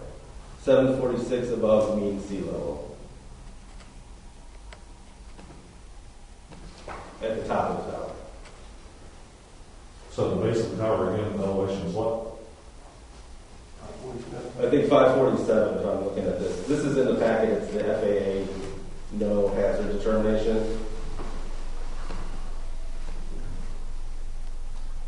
So 547, the base of the tower, 199-foot tower, 746 at the top. Above mean sea level. Yeah. I think that's.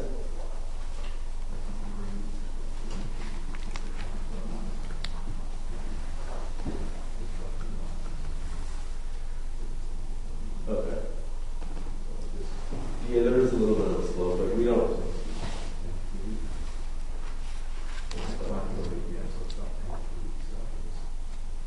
Okay. 10 feet and 100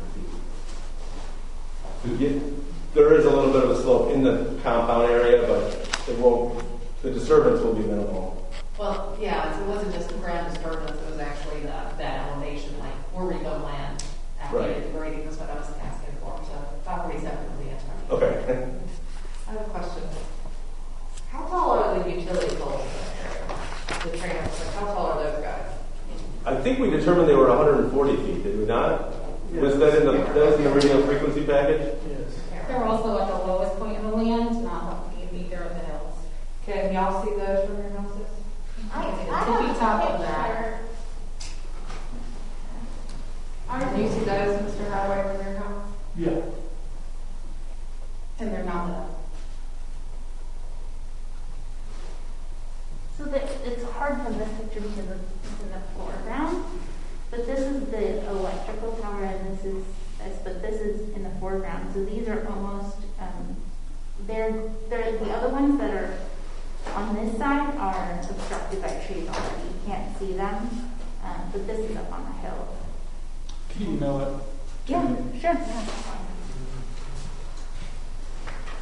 That's the balloon one, but this is in the foreground, so these trees, the other ones on this side have already been covered by the trees. This one is the last one to be covered.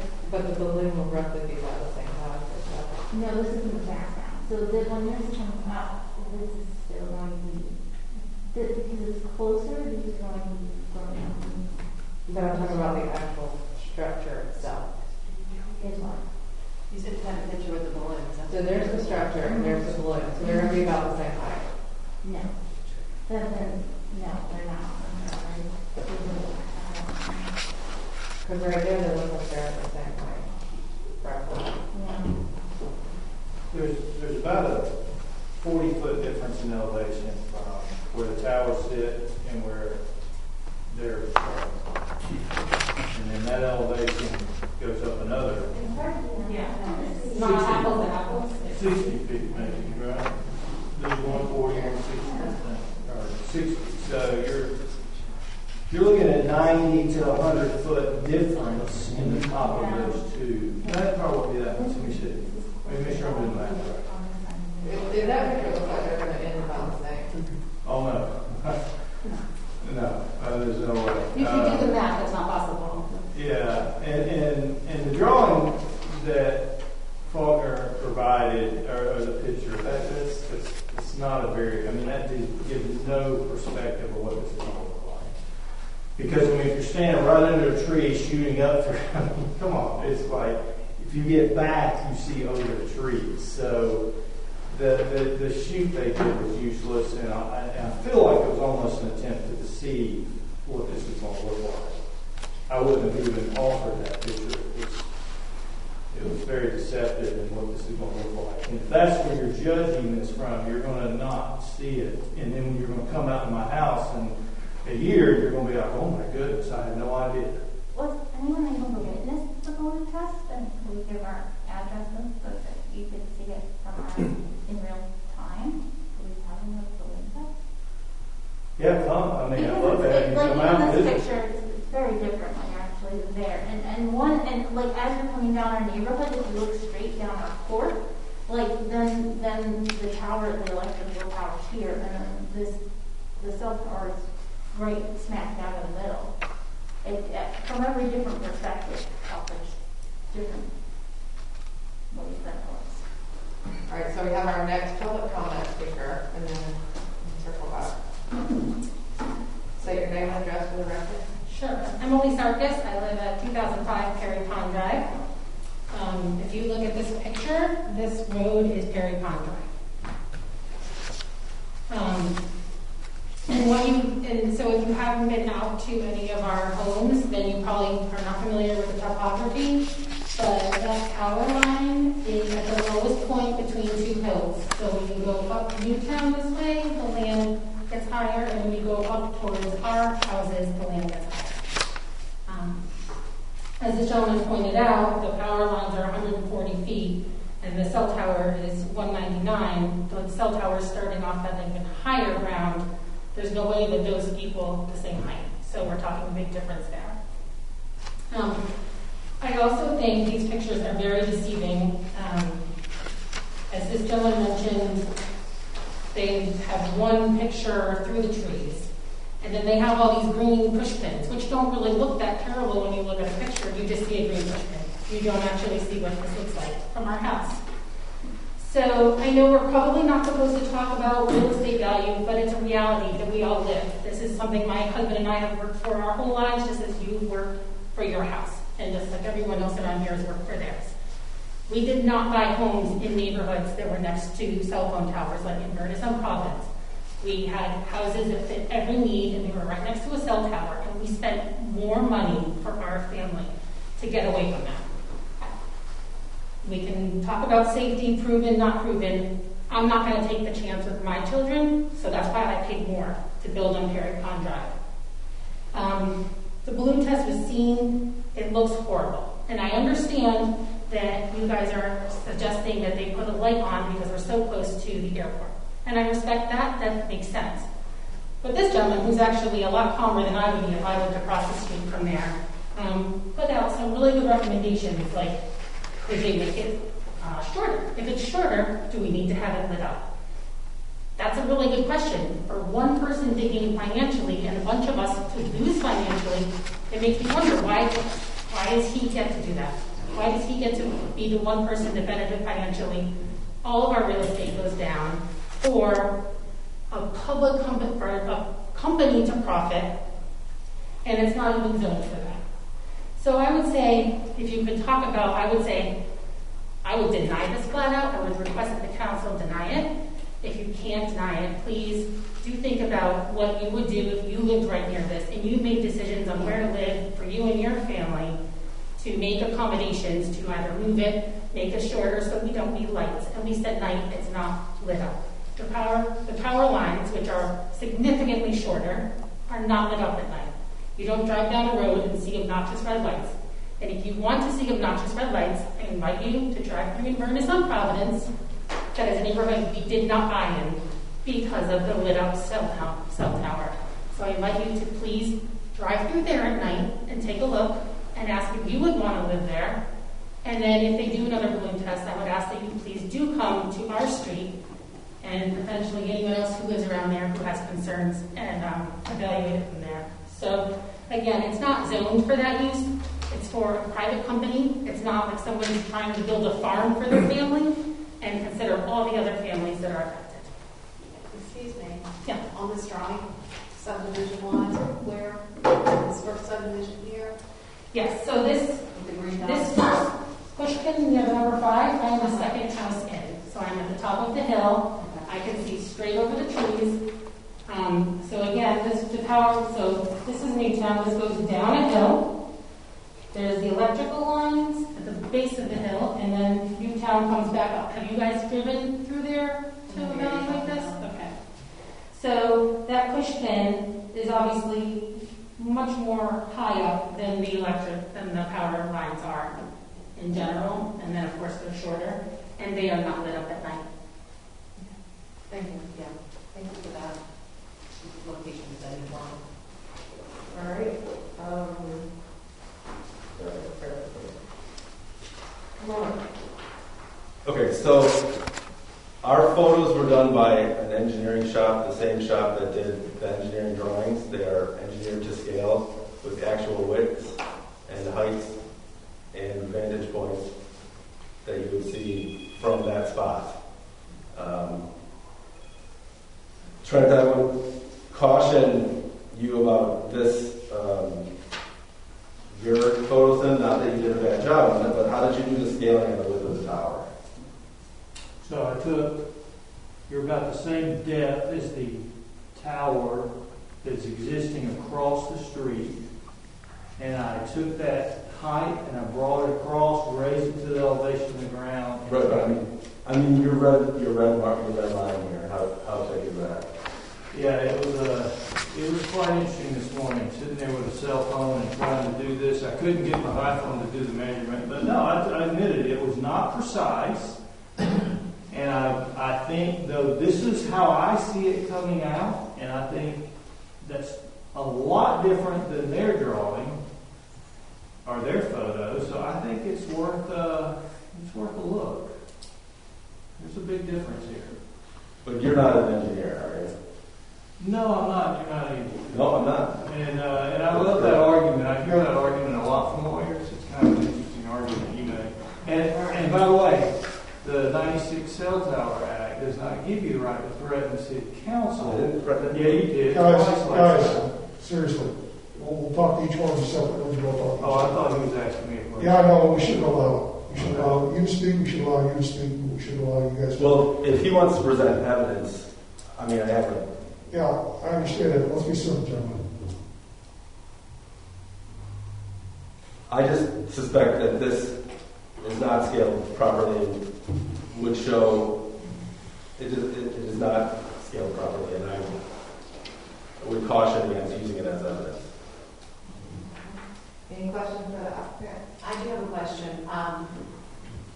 Ms. Chapman asked a question about additional antennas. And so when we look at this picture that you have here, are these Those are the antennas, yes. So if someone wanted to add more, I assume there's some sort of limit?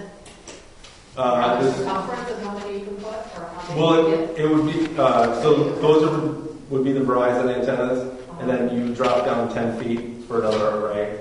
So AT&T would go. So it won't be any wider than that? No. You would just have up to 3 more of those? Right, in a line. Right, and you can see that in the construction drawing packets. There's a tower elevation on one of the pages towards the back where you can kind of see what that would look like.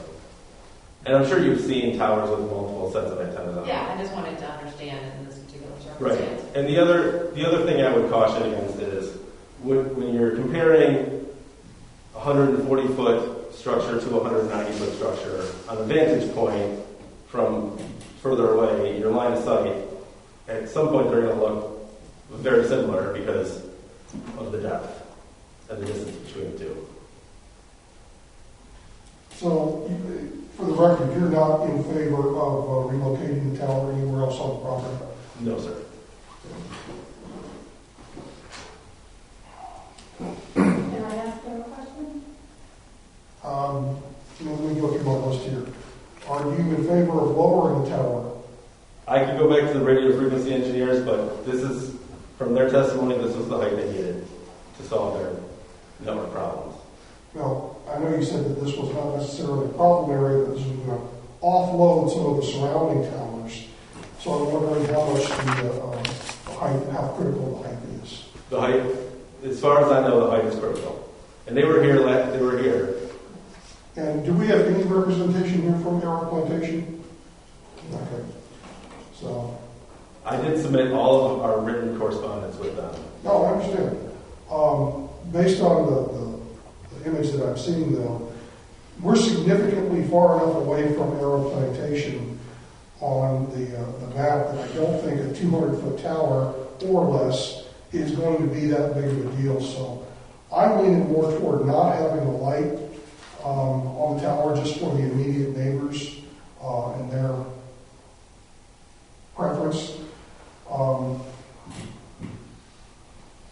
We're almost a full mile from. Yeah, that's why, like I said, I'm not really in favor. I wish someone was here from Arrow Plantation who could give me a legitimate reason why to add a light.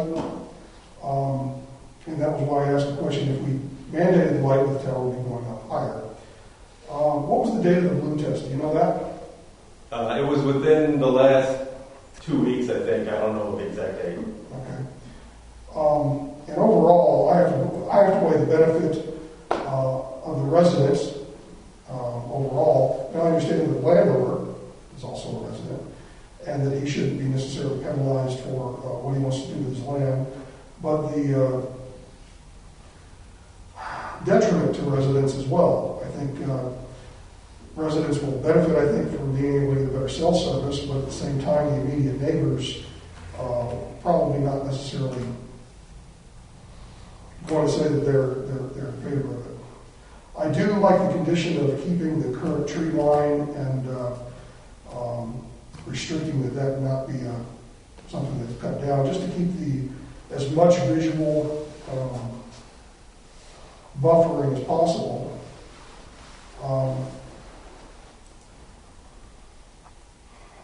But I also understand, I'm looking at two different sets of photos here. When I first saw this one, I saw one thing, but even when I first saw this, I thought it was going to be a little bit of not the best perspective. When I saw these, I know it's not an engineering drawing, but it gives us a better perspective of what the residents and the neighbors will see. So I see your point, and I see your point as well. So the only thing that I will ask is that you consider looking back at lowering the tower, knowing what its main purpose is for, which is offloading some of the load from some of the other towers. Yes, to that point, when Vaughn made the comment, said, yeah, there's a lot of towers out there at 199 feet. It tells me everybody goes right up to the regulation and stops. And whether you need 50 feet or 199 feet, you're going to go for everything because you're building it once to save your money. So I really do question what exactly is that capacity advantage of 150 versus 199 feet? Well, if Because you, I understand, like you said earlier, this is to address capacity constraints, not additional coverage area. well, if you remember the presentation from the radio frequency engineers, we did look at one of the Duke Energy towers at 140, and it wasn't really taller. But that Duke Energy tower that we heard tonight is at a significantly lower elevation, and is that why? Well, they use that specific tower. My question is, they use the tower that's existing, which we heard tonight is a lower elevation than where your proposed tower is. So if a 140-foot tower were estimated in your proposed location, what would the results be? Right, does that make sense? That does make sense. The answer is the radio frequency department wants us to be at the height we propose. But I'm guessing most of them are right at 199. A lot of them are, yes.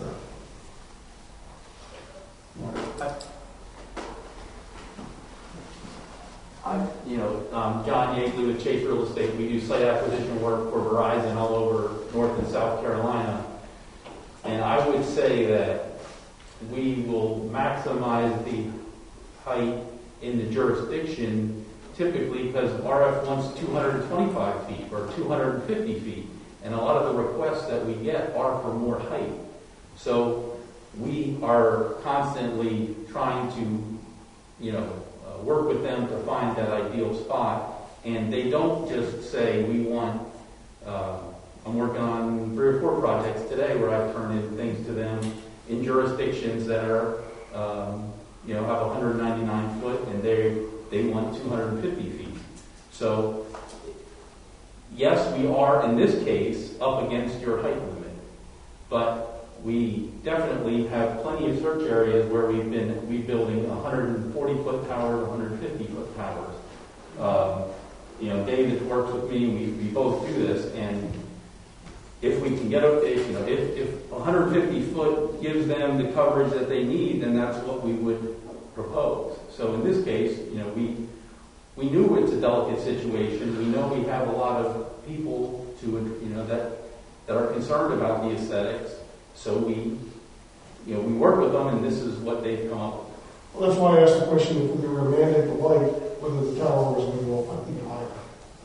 No, but we can't. We don't want to meet setbacks. We want to just leave it the way it is. We're not trying to do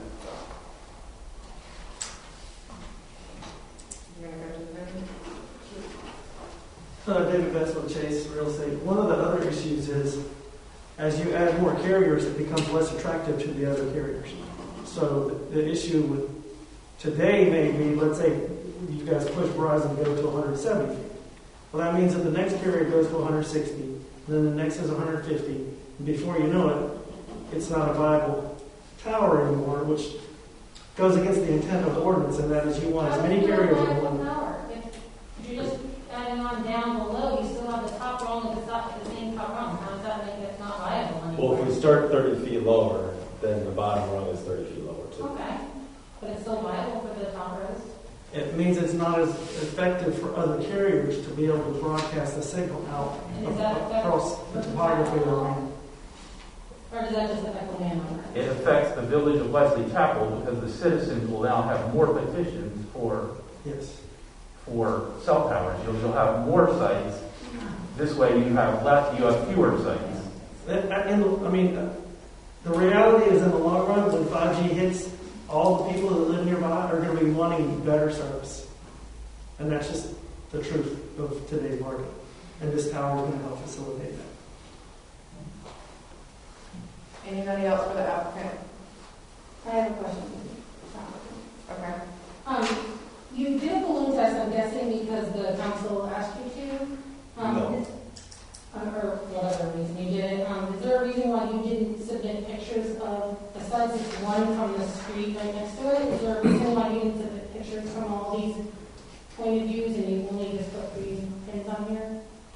We did the balloon test because we wanted to show Mr. Hadaway that it wasn't going to be, we felt it wasn't going to be as massive of an impact on his house as he thought. So that was just for one resident?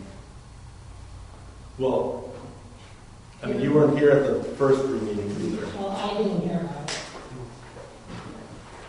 All right. I do wonder why the balloon test wasn't scheduled in conjunction with when Mr. Hathaway was going to be calling. I tried to get a hold of him. I promise. I have the records if you would like. And I offered to have them, the engineering firm, work with Mr. Hathaway even in the future after this to appease him, to ease his mind. After the vote or before the vote? That's up to the board. Oh. Would you entertain a second balloon test? I would. I would prefer it to be a condition of approval. We've been here a few times already. Yes, I understand. Yes, ma'am. If it's in an existing structure, I think last time it was up there for like an hour.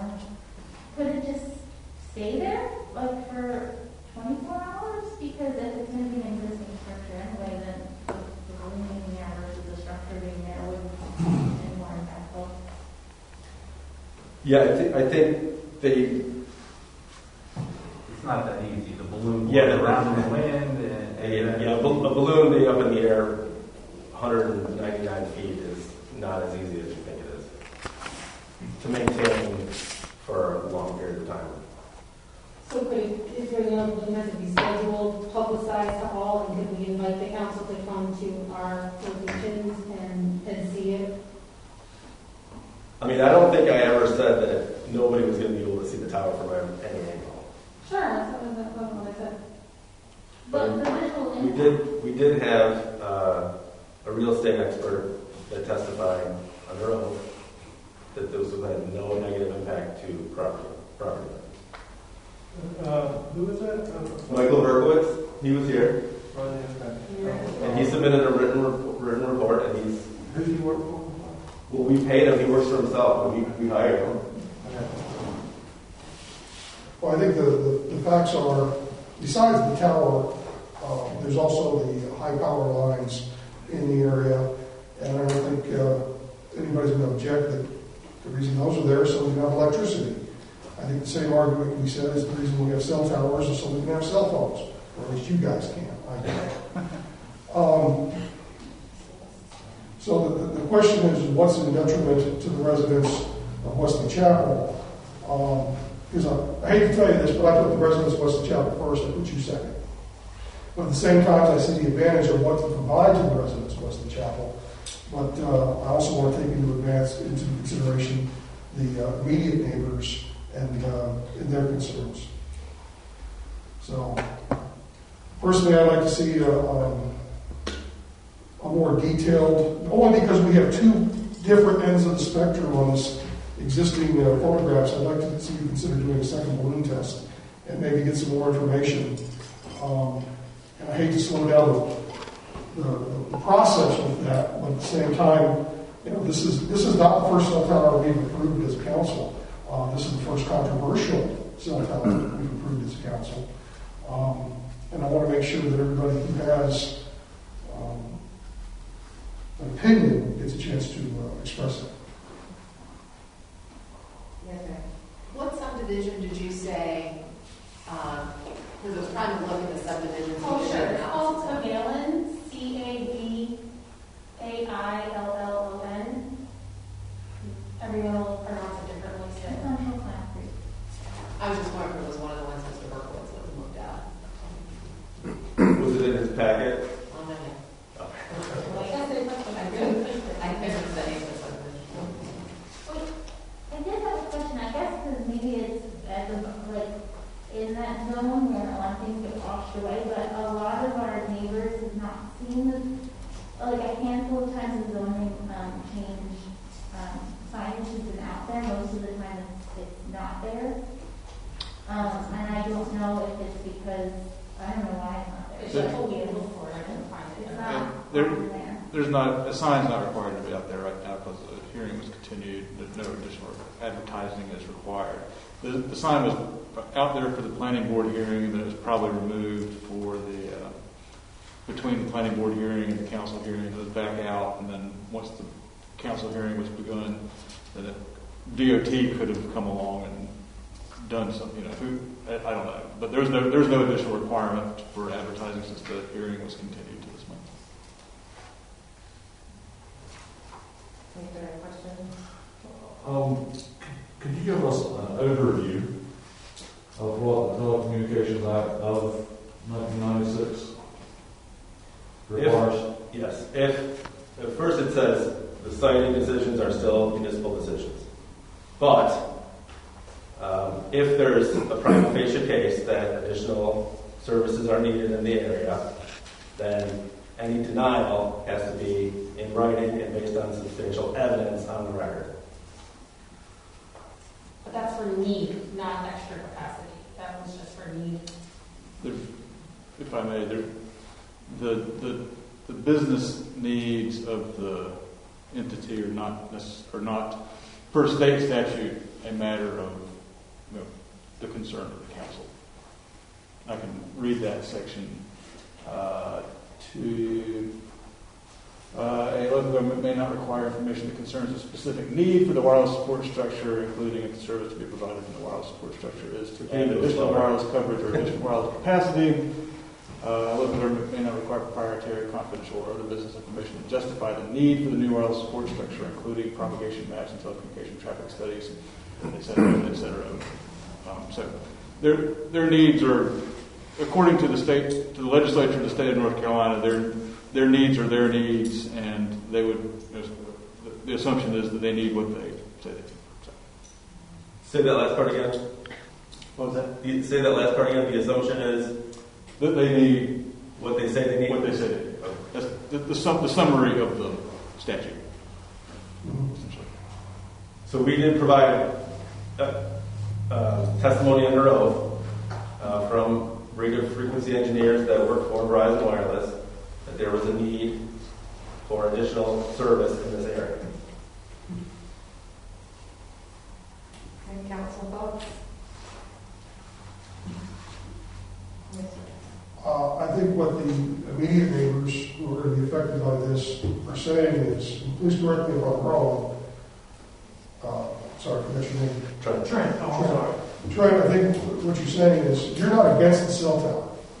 I mean, obviously I don't want it, but I'm not going to be a fool. I can't change progress, but I'm asking for consideration. I think that the applicant should at least consider a second balloon test and maybe consider lowering the overall height as a compromise to the residents, to the neighbors, to the council. I'll also consider adding a condition about the tree line is to be untouched to create additional line. And I will say, it is the nature of development. There's a lot of stuff that happens in neighbors' front yards, backyards, side yards that you can't control. I didn't want what I'm looking at in my backyard, and I look at it every day. So there is, there are things that we cannot control. Development is going to happen, and changes are going to take place, especially when you live in this area. As not fun as that is sometimes. But David, your thoughts? I agree. No one wants a cell tower in their front yard. No one wants a whole electrical tower running through their front yard. But I also agree that there's a need, and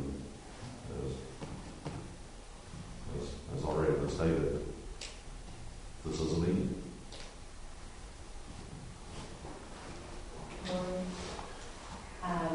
I can appreciate the need, the comments about 5G and more demand and everything else. I think there's also other things that go into that because it is a commercial business, but it's treated like a utility in some regards for it. So there is a balance there.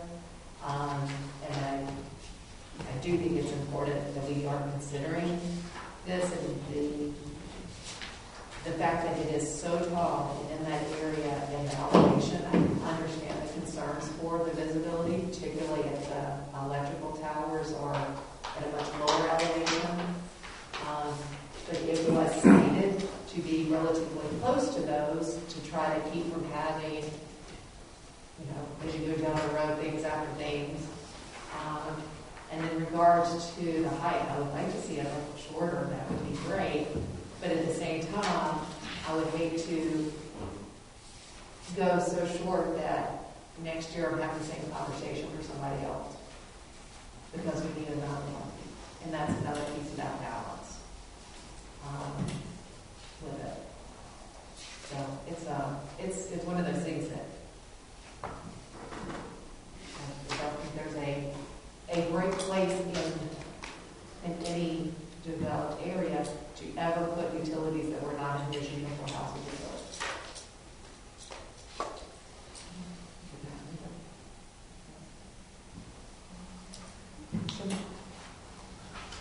What is next? Well, if the applicant is done with his presentation and the other folks are done cross-examining or rebutting, and you all have no questions, then you would close the hearing and move on to deliberate. Can we not ask anything else, or we're done? Once the hearing is closed, it's the council's realm to deliberate. So you know what else to say? Yeah, your own land use says that for aesthetic effects, the tower as well as any mitigating factors concerning aesthetics may be used to evaluate the use of this permit. That's what your ordinance says.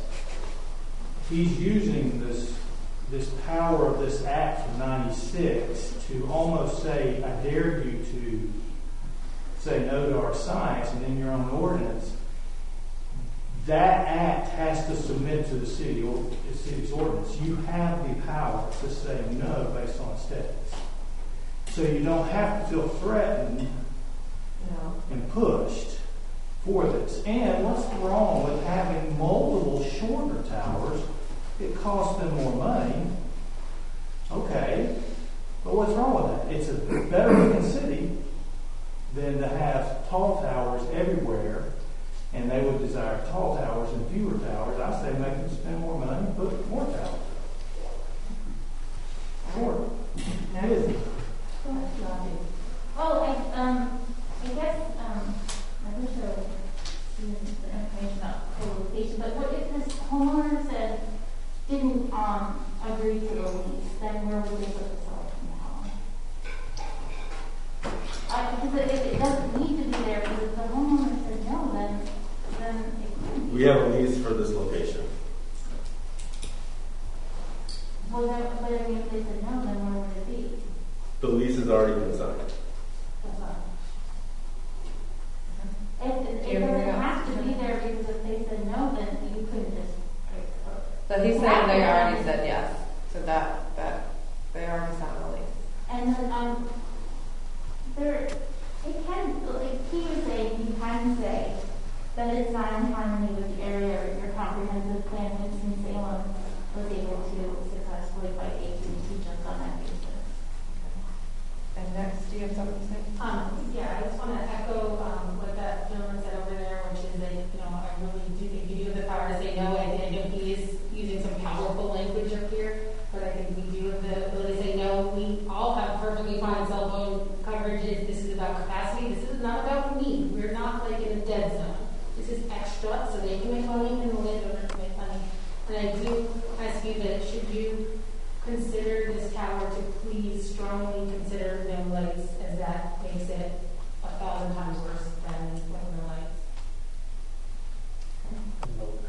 And lower, right? Lower, and then same with your recommendation as well. So does anybody have any further questions for the public hearing? So we would close the public hearing first. So anybody else? So take a motion for that? You do. Close the public hearing. And then that moves us to Considering approval of CEP 20-01.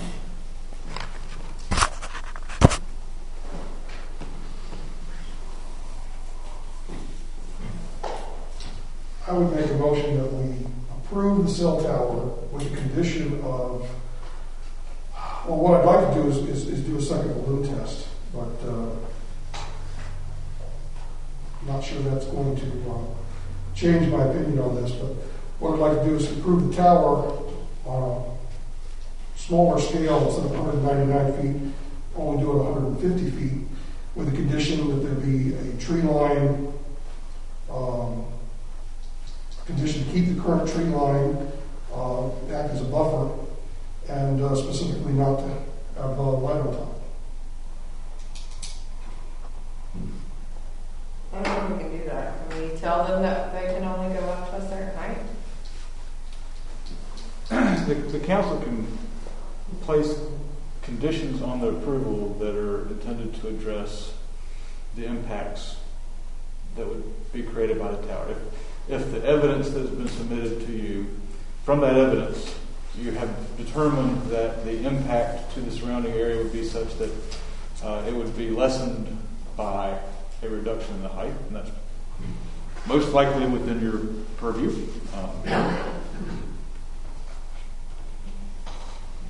But I'd be willing to entertain the counter motions as well. So, one of my concerns, kind of like the point of like the balloon test and the height is, we could say 150 feet, and then it goes up, and everybody says, "Oh, this is not what I was expecting too," right? So, you know, it would be great if we could have balloon test results at 150, 175, 199 with photographs from these vantage points of these different elevations to where truly it's a eyes wide open, this is what it is. I understand the aspect about aesthetics, but it's a metal tower. There's only so much you can do with it. I do, unlike Mike, it would be great to know that if we have a condition of short term, we actually know what we're getting into. So we could say we want to see a balloon test before we go any further. You could say that, and I guess Jen could say no, say yes. I don't know what he wants to do. Would the applicant be agreeable to a second balloon test? I am agreeable to a second balloon test. Okay. Would you be able to do it at 135, 150, and 199? With 175? And but I'd also like to understand the impact of capacity at this height. I would think about, so just bear with me for a second. You would do the balloon test to have more information. The tower would be visible from a lot of different locations. Right. But what I'd like to see is we've got this discrepancy of this versus this, and I think this is confusing to the residents, to us, and I think if we did a second balloon test where we could clear this up, I think that would make the decision to move forward. I think you would need to, before basing a condition off of the comparison of those two images, determine the reliability, the difference in potential reliability between them, as whether they could be considered as competent evidence. One may have more weight than another, based upon whom it was prepared by. Just something to consider as you're deliberating the evidence before you. And I appreciate that point, and yes, you're right, I do have more confidence in the engineered, prepared height estimations. However, this was taken right at the road because of wanting to have a property owner's approval to go on their property. Totally understand that, which is very different from the property owner's location. So that's But do you feel like, Council, that we're going to see a huge difference between 135, 150, 175, and 199? Yeah, I mean, an average pine tree is not going to be any taller than 100 feet. Most of them are going to be 80 feet tall. So If I may interrupt, George, if you do want to take more evidence as to the impact of the tower based on an additional test, you would need to reopen the hearing now and keep it open until such time that evidence is submitted. But let me finish my thought before we get to that point. I think anything that's going to be visible, whether it be from across Newtown or at a site that is elevated from Newtown, is going to be. I mean, again, we're talking about 80 feet to 150 feet. It's going to be 70 feet above the trees. I don't see where another balloon test would benefit the city in any way. I think it would clear up the discrepancies between the photographs that we've seen. I think it would help if we took 3 different locations and shot photos during the balloon test from those areas. And I think it would ease the mind of the residents more than anything else to show that we're willing. I think we're going to see a tower regardless. The question is how tall it's going to be and whether there's going to be light on top. The location, I don't think they're going to budge on. The light, I think, is a dead issue. I think if you lower it, even Arrow Plantation's not going to block at the light issue. The only outstanding issue in my mind is the overall height. And we're seeing 2 different photographs giving us 2 different perspectives, and I think we need more information. And as long as it's not going to be a significant detriment to Verizon by lowering that tower, that's for them to show us one way or the other. Because we're here basically for the residents first.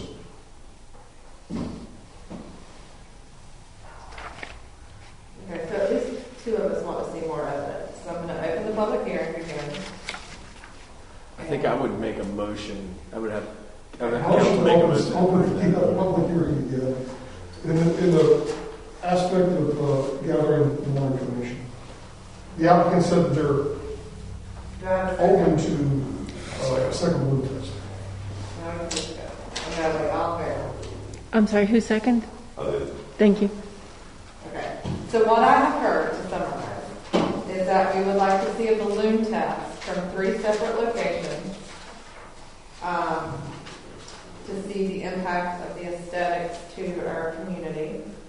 And we would like to know what the impact is to Verizon for lowering the height of the tower at the capacity levels. So at various capacity levels. Does that sum it up, Council?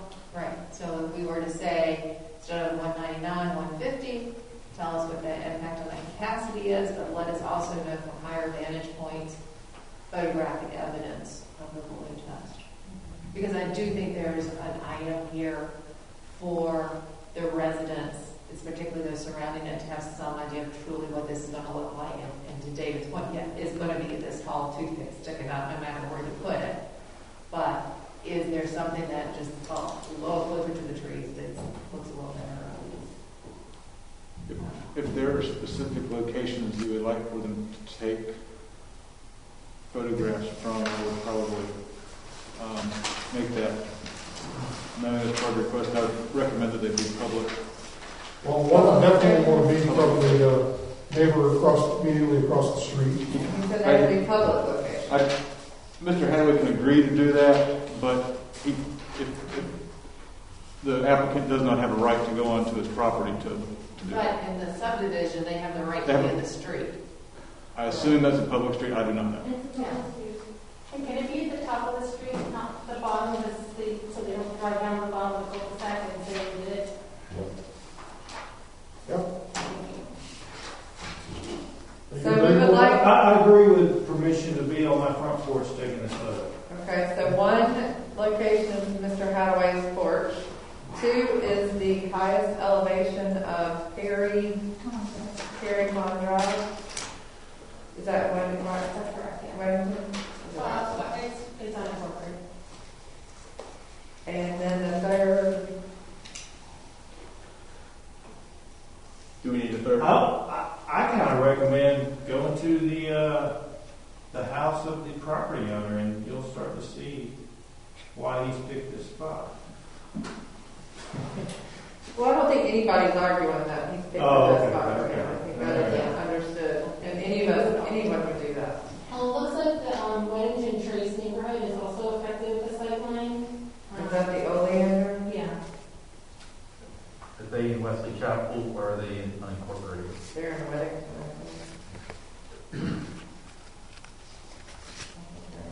But they also have the clear, I mean, they have the clear cut,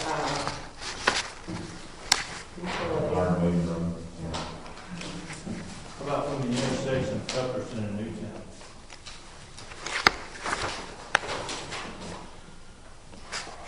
yeah, I just don't know if there's anywhere public that would be safe for them to. Yeah, I don't want to stand on the road. Well, that is the corner of Mr. Griffith's land. That he corners all the way that far.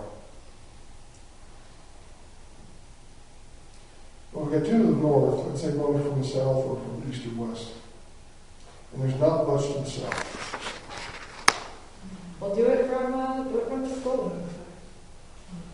The school Do is it up from in the the school, red which is number 15 or 14. Oh, that's negative. That's a negative. dot. Do Either it number from, 10 or 7, yes, it is.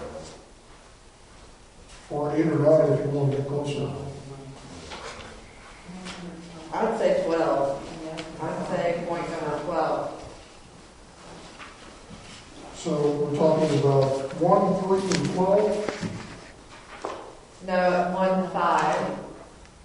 1, 5, and 12. 1, 5, and 12. Does the applicant do those locations? I can do 1, 5, and 12.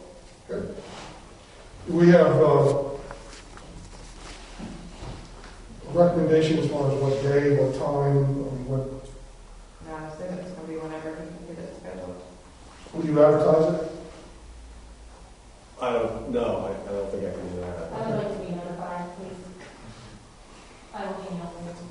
Well, I think if you're going to be specifically on the gentleman's. Oh, certainly, Mr. Hathaway. You have my phone number? I do. You gave me a phone number. I would advise the council not to seek out the balloon test and observe it for your own purposes. I would wait to see that evidence is submitted back to you from what you've specified. Unless it's a meeting and we're going out there as a group to observe it from those locations together, probably not. Oh, understood. All right, so are we good? Council good? So we will leave the public hearing open again, and we will see you in, Do we have a date already for that? yeah, our council meeting is the second Monday of the month at 7. Okay. They don't have to make a motion.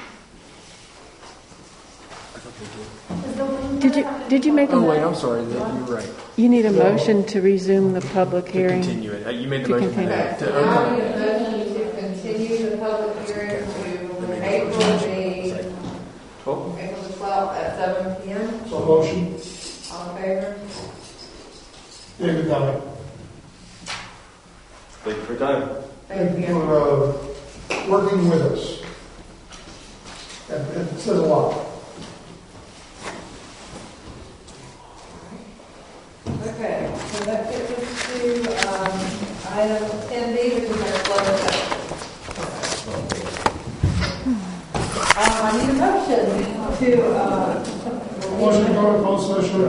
To accept, to preserve attorney-client privilege. How about that? preserve attorney-client. So motion. All in favor?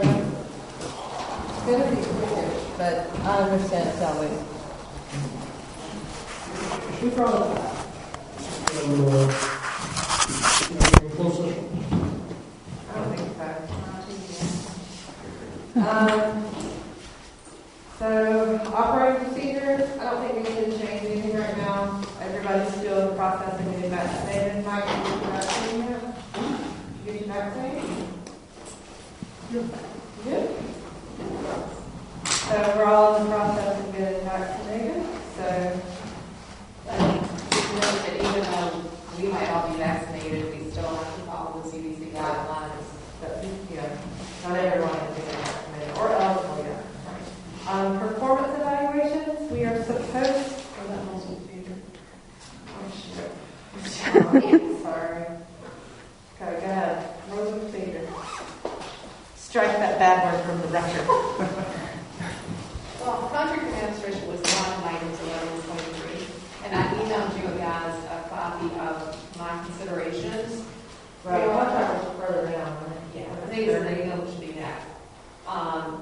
was around that if the mayor is incapacitated and someone is stepping in for the mayor, that person should receive the mayor pay for the duration until the mayor resumes duties, and then the mayor, doesn't get paid. Essentially, for that part was Rule 12. Rule 15, I recommend we get rid of the second because it's not required. There's not a statute that says we have to do it, and it would save time and keep Cheryl from saying that who seconded that.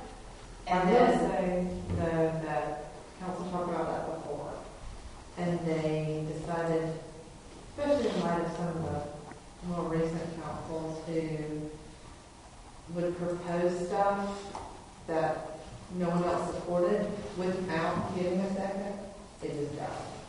And that was one way to keep that council member. well, I figured that if somebody, Yes, Mike Cummings. yeah. So I figured that if somebody is making a motion that nobody else agrees with, then everybody just goes no, and you just move on. Well, then you have to waste your time with it. Yeah, I think it was Geneva. Well, at the same time, that does not specifically clear up the problem with the consent agenda. You do not need a second to remove any item from the consent agenda. Right. That was ruled on specifically by the school government. Right. Well, I had an issue with that for almost 2 years. Yeah, so no, we talked about that last time, so it wasn't about that, this was just about the rest of it, Right. that doesn't just think for how we can make things go smoother. And then Rule 23, duty to vote, I think the mayor should be required to vote, because they've done it a time, I don't think they get to. I thought they had to. I don't think it says that correctly, because there was a reason it's That was the way I read it, the mayor didn't have to notice there was some time.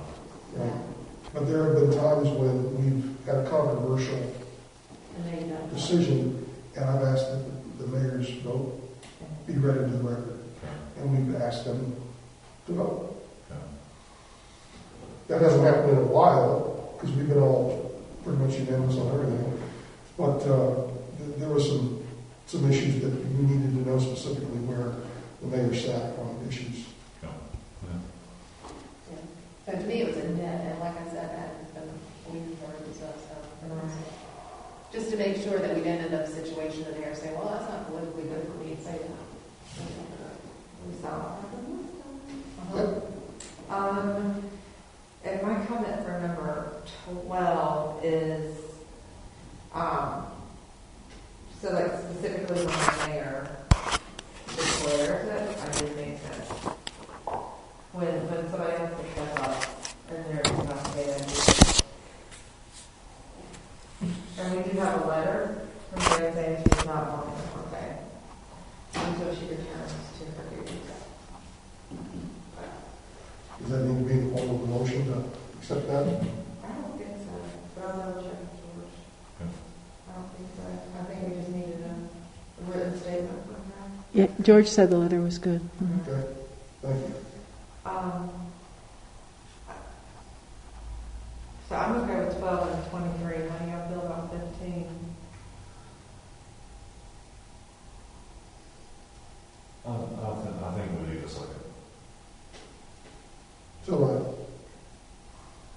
Well, I don't think we do, and each council gets the ability to revise the rules if we need to see fit, but I was just looking at it that we say second, and then Charles like, who said that, and how did we do it, and it just, this is even as efficient as it's not required.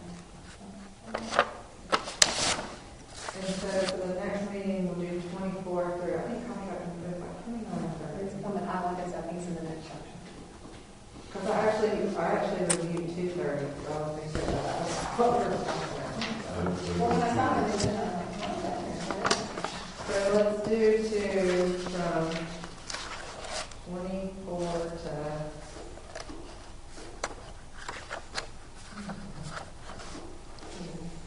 How about to 31? Yeah, 30 is closed sessions, 31 is a quorum, and 32 is a pretty lengthy section. So 24 to 31? Yeah. The next meeting? It's 32 about public hearings and everything, but I'm pretty good on that one by the time we get there. Okay. Is everybody good with that? Everybody good with the same as where we are for operating procedures? Okay. Oh, I'm skipping on right now. Performance evaluation. So we said in our employee handbook policies that evaluation should happen in early April, so any pay increases can be included in the upcoming fiscal year budget. I have 3 different examples of what other towns were using, because we didn't really have a document where I recommended something. I think there were 2 years that employees didn't get reviews, and then Brad did something. The last year he was in office.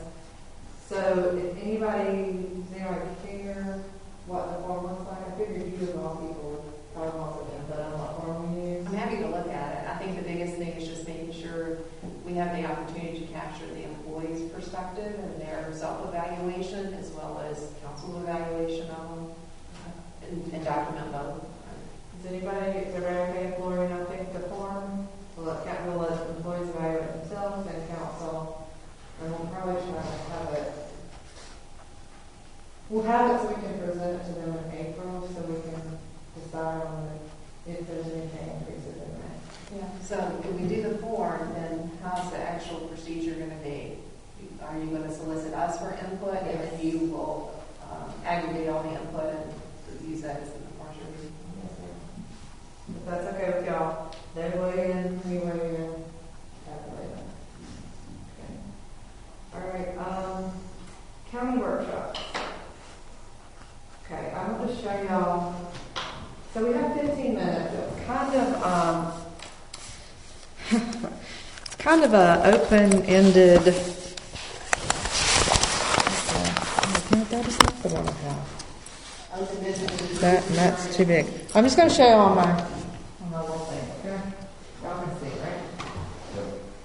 You can see good. Now I was going to say you can see good. You can see good now, right? Okay. So it's only 15 minutes. It's only 15 minutes. I thought I would hit briefly a little bit on Wesley Chapel, a little bit on the survey, and how that kind of supports the plan, the comp plan, and kind of our feedback on the plan. And that's where I need some of y'all's input about the feedback on the plan. So I'll just do it real quick. So that's not what always happens. We will not be doing it from this computer. Okay. So I was just going to say this is where, because some people might not know where Wesley Chapel is, and I was just going to say, we're kind of an east one or a butterfly shape. And we do have some higher density parcels which were annexed in or incorporated into the municipality. And this is our commercial center in the red. So it's the gray is unincorporated? Yes, these are our parcels of unincorporated. Yeah. Yeah. I just want to make sure they are all very. And I can point that out. I can say that these are our donut holes.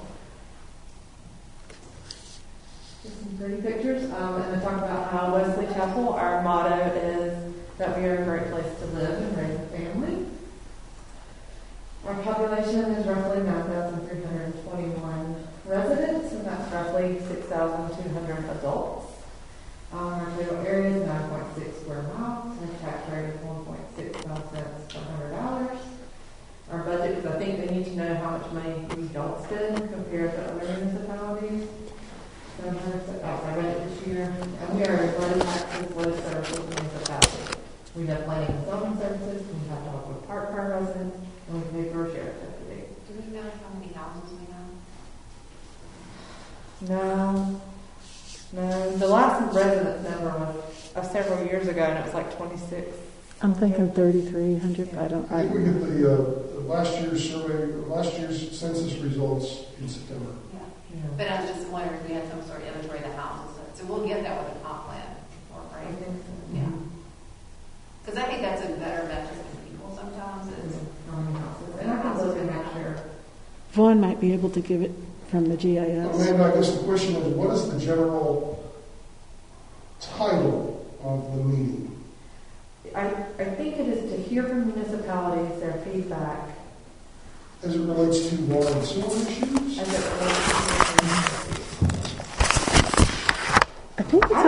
Or water and sewer, I don't know. I think it is. Yeah, we got something in the mail here. Voted on the 2050 plan. it, you know, it's not necessarily, I don't think it's presented to them yet. Or we present it this month and then they vote. There's really nothing other than they're going to talk about their stuff, so I figured we could take our 15 minutes and write more. I think part of There is it, something I want to talk to you about admin at the end. I think part of it was in response to none of the towns wanting to sign that resolution about water sewer. So I think it is like more concentrated to water sewer. Well, if y'all don't want to do any of this, we don't have to. This is just my... No, we should take advantage of every opportunity to stick with their face that we don't want all the stuff they're doing to us. And that's kind of what I'm using it as. This is our opportunity to say who we are. We're not the problem. Yeah. And this is what we support in your 2050 plan. And at the end, if it's okay with y'all, I want to go ahead and voice our support of the UDO changes to remove, what is it, floodplain and whatever from there. Yeah, so that's okay, that's what I'm going to do. And I say I want to say publicly that Western Mass Council supports that. Because the meeting is next Monday. And I'm going to try to go. I don't want to think about it. Because the thing about it is press ones would have been dramatically different if they had used the formula like we do to get to methods. Right. So if y'all are okay with that, I want to close that, put it on record in front of everybody that Weston Chapel supports those changes to the media. Now, I emailed Lee today for the actual words. I haven't come back on them. So I'm just talking about Level Park, growth in Wesley Chapel. We want to show them that we're not the problem. So in the past 5 years, we have approved 400, or we have permitted 431 homes.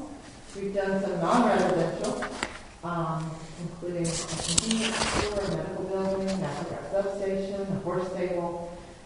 Talk about how we have also implemented conservation zoning. We've rezoned some office institutional. Conditionally rezoned 2 acres, 2.6 acres to be 1. And now we updated our tree conservation ordinance.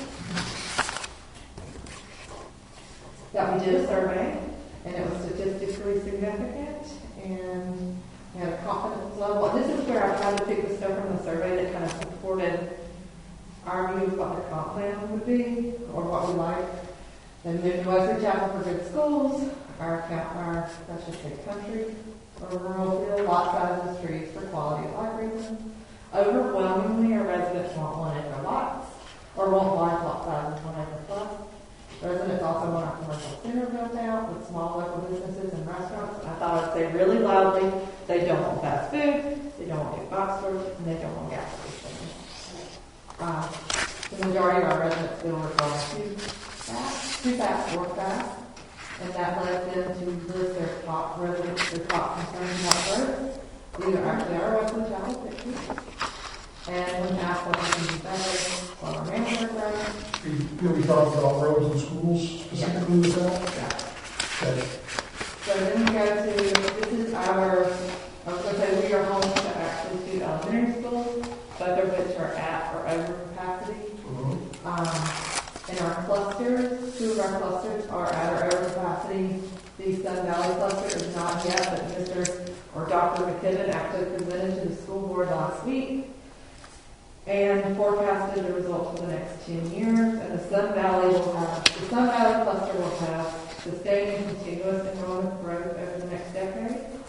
And, yeah, shocker, but the Bradenton and Cuthbertson clusters will have a slow decline over the next 10 years. I don't believe that.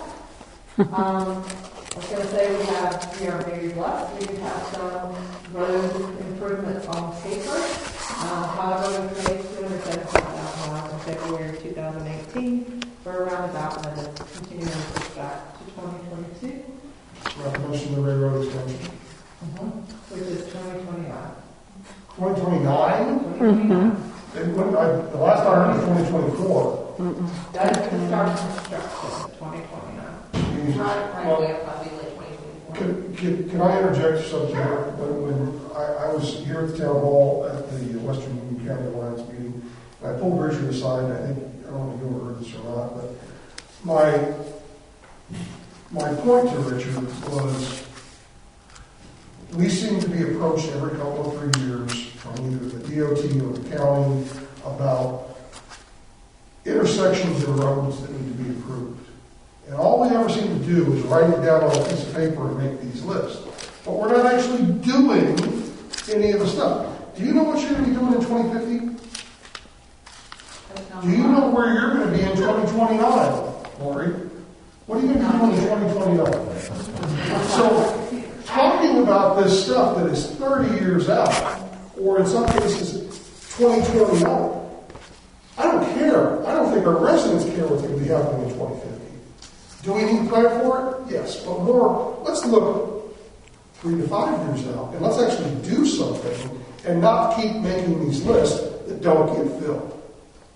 But a lot of that is just the way the system works as far as they do these plans. So back when they did the 2010 plan going out 50 years, it's like each one of them is looking at a period of time because construction projects take so long for the duration of them that that's kind of how you have to do.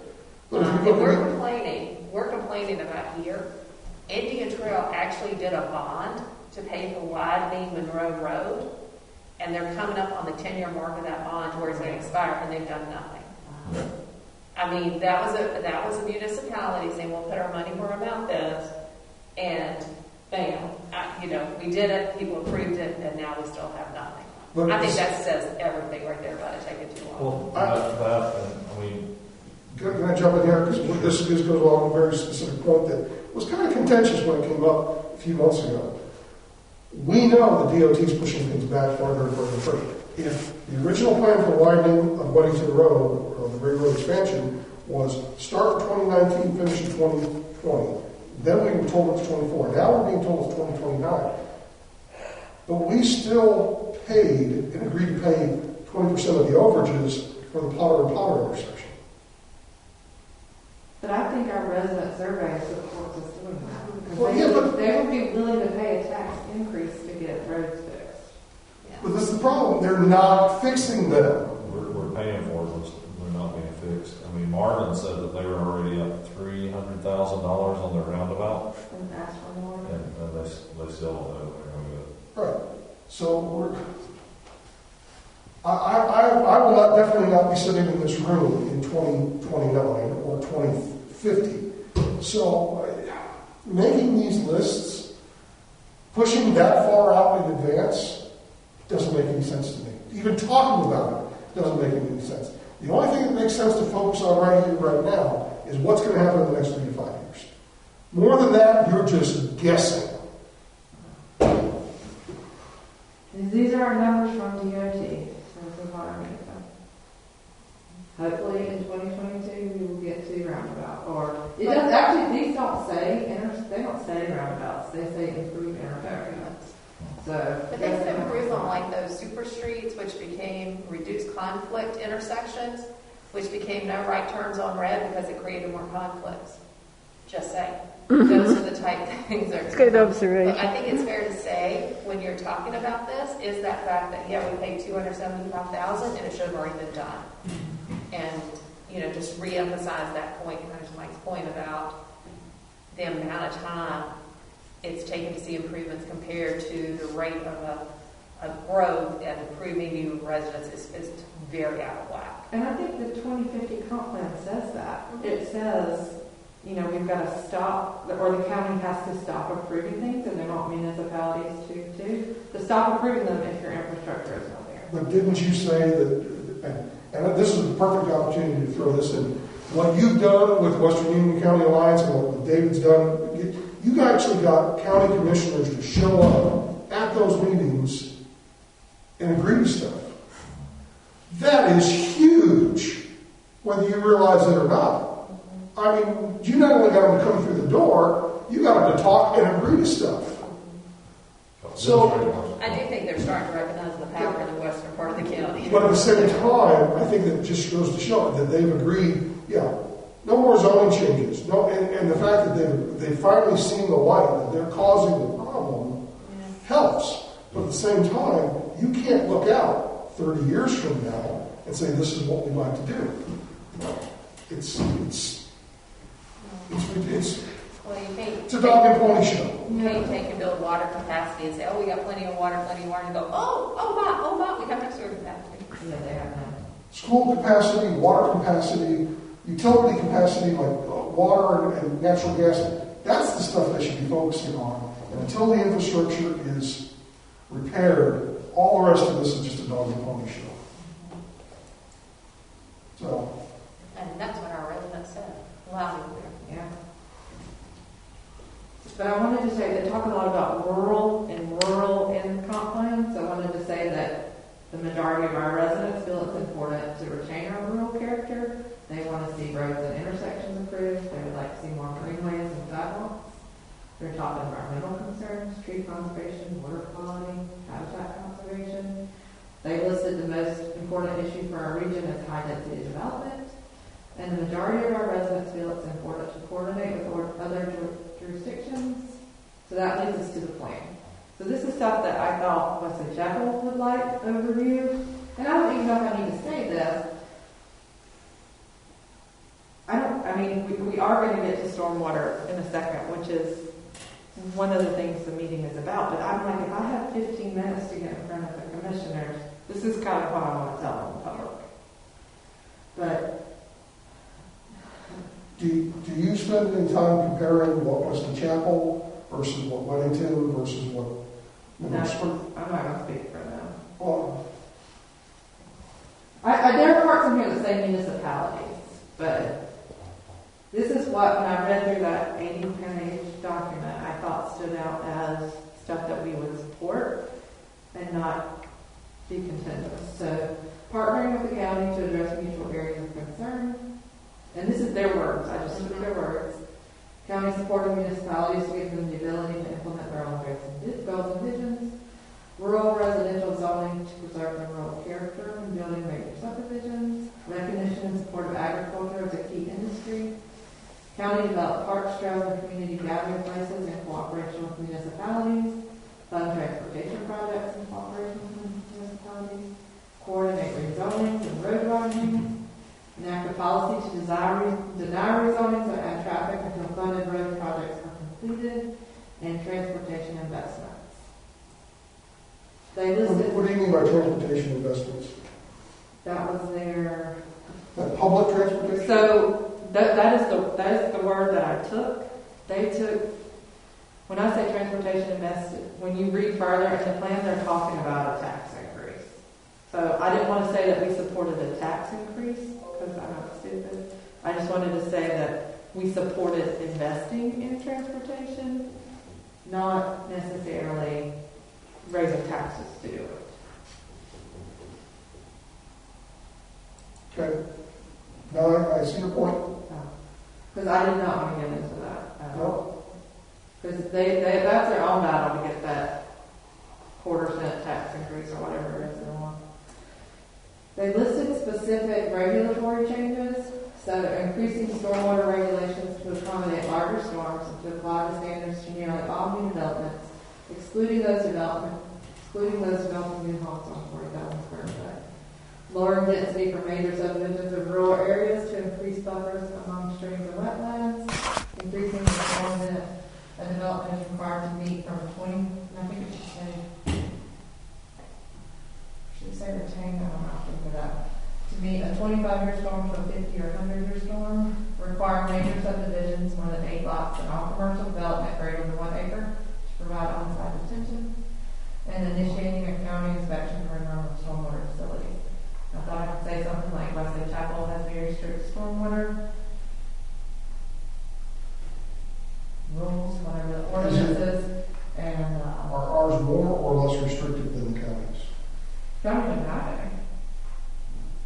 So this will be new to them to actually require people to retain it or do anything with it. But even with our stormwater, we still have substantial issues with flooding. We had a road out for how many months last year, before last winter on Chamberlain, because of some of the loss of things that absorb the water and the grading and everything else that goes on. So even having, I guess what I'm going is, even having a good ordinance, we still suffer. And so we really got to consider, retaining ponds. I frankly think they're generally really ugly. But you start thinking about the size of them, where they need to be, at some point, it's gonna be like Pond City around here.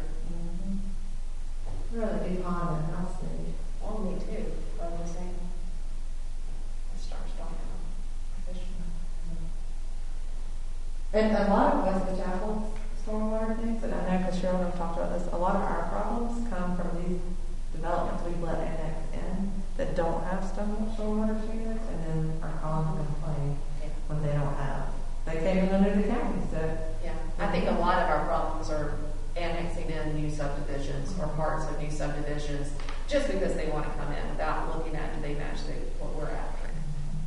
When we have our own subdivision, we require them to do an annual inspection, and then we can make them fix what's wrong.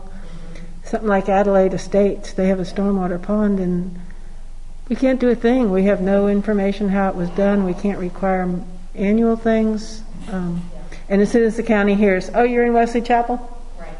Which is, They're done with them, yeah. one of those things, a lesson learned for future councils is, it's not a good thing necessarily to accept all voluntary annexation. And not 2 lots in a But they've subdivision. been annexed in before they built the first house. Yeah. Before they got the plot. Mhm. So, and I don't know, like, this is a lot of words, so, they talked about clustering lots, water and sewer is present instead of just doing higher density zoning. To cluster the lots so the infrastructure is smaller, so they wouldn't yield a higher density. And they specifically said, instead of supporting rezoning. I think on the undisturbed land will remain as open space, increasing open space requirements, tree saver natural areas, increase open spaces. So I don't know if we need to stay on this, I don't know.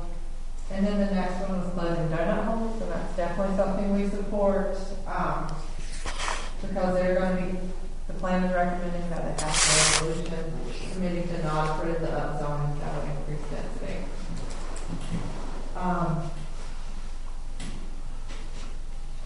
And then the last part was the new programs and initiatives, which I thought we would probably support a lot of them. Like, a lot of them have nothing to do with us, but we would probably, like the litter program, we would probably support that. Do we even need to say that?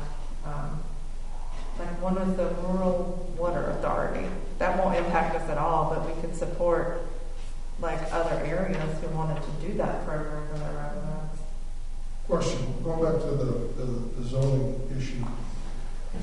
Do we have any idea of how much land is in Wesley Chapel that is yet to be developed? No, we will be on Conklin. The reason I ask that, Robin was going to work on. well, the reason I ask that is, regardless of what the county does as far as rezoning to higher density or just rezoning without, or just development without rezoning, my argument has always been, even if it's zoned by right, we're in trouble. If they rezone higher density, we're exasperating the problem. Do we know how much land is in Wesley Chapel that can be developed use by right without rezoning to higher density, and what it's going to do to the county? Not yet. Not until we have Conklin. Okay. So I don't know. I can just take it, and I do want to say something about the UDO at the end. That the Wesley Chapel Council, Wesley supports that. I don't know if I need to go, and maybe I can call tomorrow and say what are other municipalities presenting. But I don't know what I would do. Stand up there for 15 minutes and talk about why we wouldn't sign that agreement. I don't even feel qualified really to do that. Now, I think you need to add something in there about if Wesley Chapel doesn't change to higher density zoning or conservation subdivision, and it's just done use by right, what it's going to do with the county above it, and that's before the county even steps in. Well, I mean, we can say that,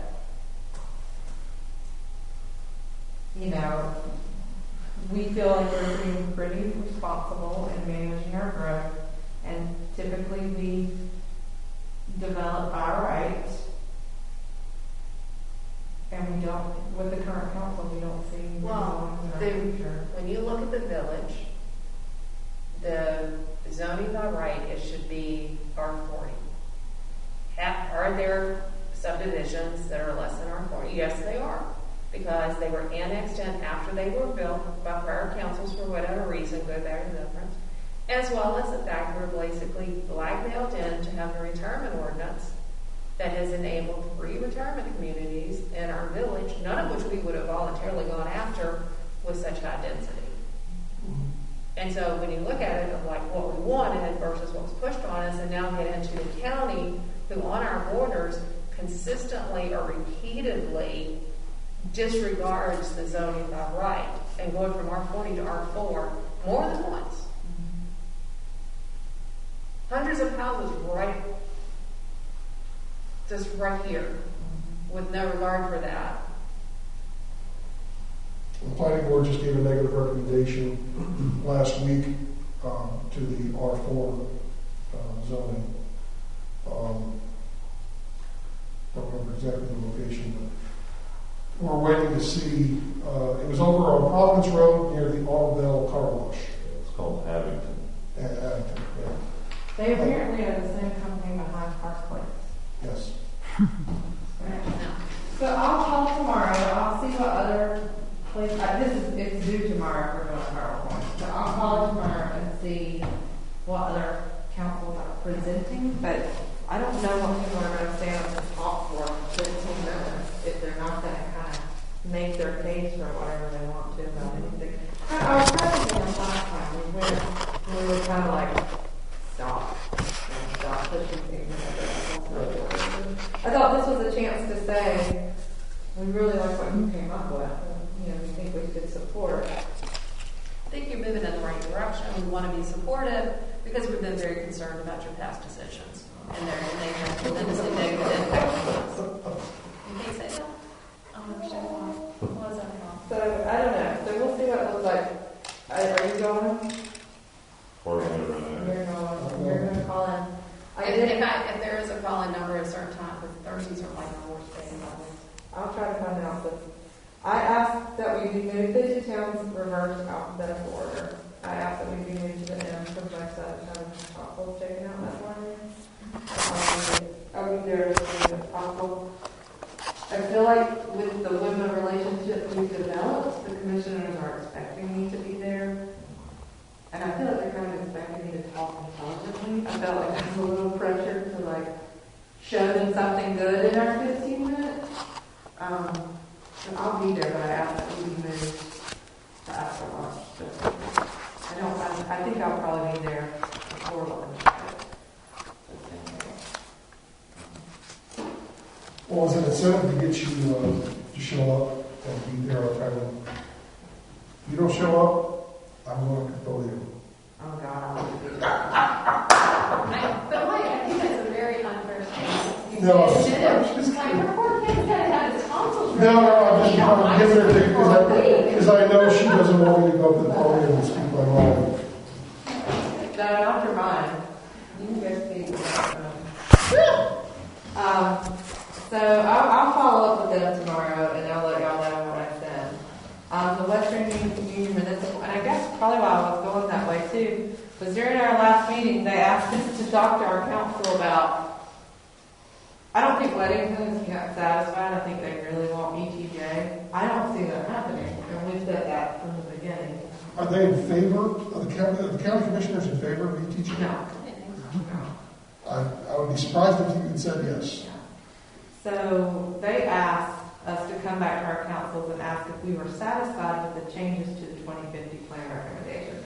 Because when Sandy Ridge Township took over that survey at the end, they did go and change some stuff about the transition zones, and they did add the part about, I think, not developing in areas where the infrastructure of the roads don't support it yet. So I think Wesley Chapel is fairly happy with the changes. I mean, that's perfect. We're not going to go after ETJ with like a dog or a bone. Like I think Weddington is not quite ready to give up on. But then they haven't had the relationship with the county that we've had. But at the same time, there are residents in Wesley Chapel that see the advantage of extraterritorial jurisdiction, but I don't think that they understand the pros and all the pros and cons. I think there's more concern for dozen holes than there is with ETJ. continue on the same path with donut holes, we might not have anything to worry about with ETJ. At the same time, I think you've got some kind of a commitment from them that's going to stop. And if they pass this resolution stating they're not gonna upzone donut holes, then there's our problem going away right there, most of it. My general issue with county commissioners is they sit down and they say, okay, look, the residents don't want this, public works don't want this, the zoning, planning and zoning say don't recommend this. Everybody says don't do this and they vote for it anyway. That's what's pissing people off. Yeah. But I think they're starting to get wise to that. I think they're starting to realize that people are pissed. When the last time that they actually did that, as they were clearing out the room, all the people that were there for that particular zoning change, they all said the same thing as they were walking out of the room. Get rid of those guys. And I hate that damn nerves. I can see that. Especially when they basically sit there and say, we don't even know why we waste our time listening to all you people, especially even all you people we pay as employees. We just, right. We don't understand because we know better than everybody in the room. Yep. I don't know, maybe we're getting scared. But do you have anything else you want to share from Luma? I think that's it that they asked us to kind of bring back. Are we going to be sending the same general message to the county commissioners as the other municipalities as far as main issues being roads and infrastructure? I mean, that's what we said a year ago. Roads, schools, and infrastructure should be the top three in everybody's presentation. Well, that and water, you know, there are counties. Well, when I say infrastructure, that's what I mean water and sewer. Yeah. So. And the thing about the schools is why you're saying, like, maybe a little bit of decline in wage and everything else. What we keep hearing as a school board doesn't think there's any need to do any land banking or anything else for any future growth. Yet we have thousands of acres of undeveloped land in the county that could grow, but yet nobody is planning for more schools, which seems irresponsible. And especially you land bank so that you get the land cheap or for when you need it, when all the property values go up because it's now being developed. The more you talk about that, and the Cuthbertson Road would be a prime example. There's enough space for the high school, the middle school. There's also enough space for either a library or an elementary school. They haven't figured out which. Plus, they've got a new development going in further down past Lawson. Plus, the church, Five Stones Church issue. There's no way that two-lane road is going to be able to support 4 schools and another subdivision in the next 3 to 5 years. And even Weddington High School is on the main road. It shuts that main road down twice a day. Yep. Well, one of the things that, in talking with the traffic engineer at Five Stones, that he says that according to the DOT, that they're going to ask them to have different start times and different release times than the schools. I said, okay, does that mean the middle school, the high school, or the elementary school? They're already there. Because those are already there, and the residents don't want to leave the house anywhere between, this period of time and that period of time. That's also what I said. I have to think about where I'm going, because generally my problem's elementary schools, and knowing in the afternoon what time they're letting out, because every which way I go, I'm going by Antioch, I'm going by Indian Trail, I'm going by Wesley Chapel. Wesley Chapel is closing.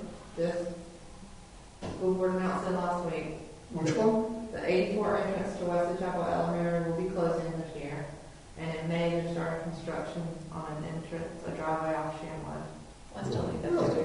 Behind the church? Yep, and so behind the church, kind of close to that house, kind of close to Price Mill. There will be some So how many buses can you back up between the driveway and the stop sign? I can send you on that. It's a long driveway. No, but I mean, once you Oh, come out that's to a good Shamrock, question. like 6 buses maybe? I bet they're going to make traffic go right. Maybe not the buses, but I bet they're going to. And I don't know, they might keep the bus lot in front of the school. I don't know what they're going to do. I think they have a plan. Yeah. Because there's too many It makes people out sense to that move all the road. buses to the back and let the front area of the parking. I just don't know how they know what they're going to do, but they haven't told me. I'm not privy to that information. I just know that in May they're going to start construction. It will definitely help on Weddington. And they're going to, and I don't know, they might keep the bus lot in front of the school. I just don't know how they, they know what they're going to do, but they haven't told me. Well, But it won't help on Chipmunk. I think, water. I think the situation is, there's no good solution because of where that school sits. I think it is more about keeping that guy directing traffic alive and people pulling out a lot of the traffic. Because the traffic's going to be, doesn't matter which spot. So if you might get some calls in the fall. For sure. But, Speaking of calls, how many people have gotten calls so far since the tax assessment was done on it? No, I saw mine. I got my letter today, but I haven't looked at it. Cheryl told me to look at my house and now I'm crying on the inside. It's online too. I'm crying. Did you get yours? Oh, yeah. I got mine today, I already missed the phone calls from neighbors. Oh, really? Was yours bad? My house went up $100,000. Basically, yeah, that's what everybody's complaining about. But they don't understand the revenue neutral situation, that a higher tax assessment doesn't necessarily mean higher taxes. And that's the thing that I've had to complain or explain to most of the people who call me.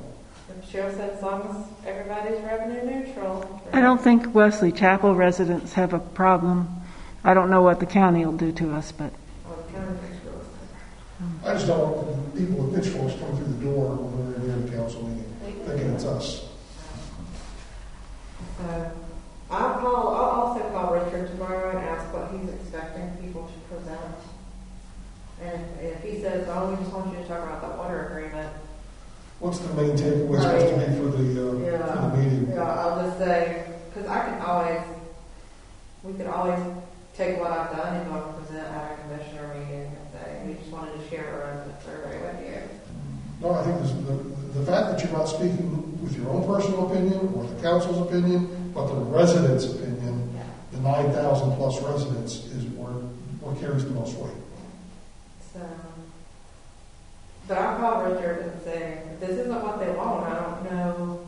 If they want us to talk about the water agreement, I'll just say, Wesley Chapel didn't sign it because we don't really understand it and we don't want to take over. If you want us to sign something that say we won't do package plants and we will only do straight rezonings for the next year, okay, let's sign that.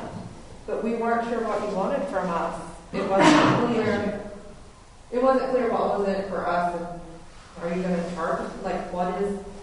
We just don't understand. It just also felt like a veiled threat. Yeah. A threat? What was it? Just the way they wrote it was like we're bullies and this is all your fault. You better do it this way, but don't you dare to go do this. I would agree. Yeah, definitely. So if that's what they want us to respond to, I'll just say, I don't really know how to respond to that. But I'll call Richard and see what they're expecting municipalities to say, and I'll turn them. Whatever.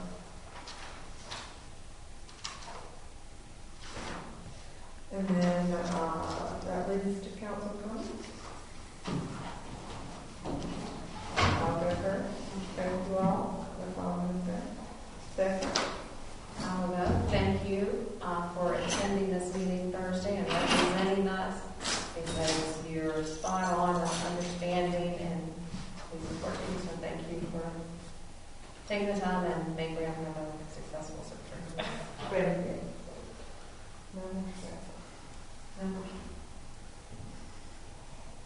Go ahead. No, just thank you for getting county commissioners to show up into this, either this town hall or any of the other Western Alliance town halls, and getting them to commit to.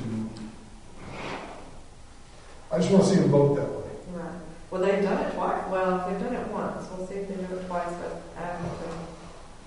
and we'll see if they do. If they do this UDO change next Monday. Yeah, I think that's a given. Unheard of. Yeah. But that's long overdue, and that's not controversial. I'm more interested to see a developer who thinks that just because it's in the county, they've got a green light to do something, whether it's R40 or R4, that's going to be the proof right there. And then he's contributed to their campaign. Well, it's just like I said, as an elected official, our number one concern is the residents. Only secondary is developers or, in this case tonight, the cell tower guys. Well,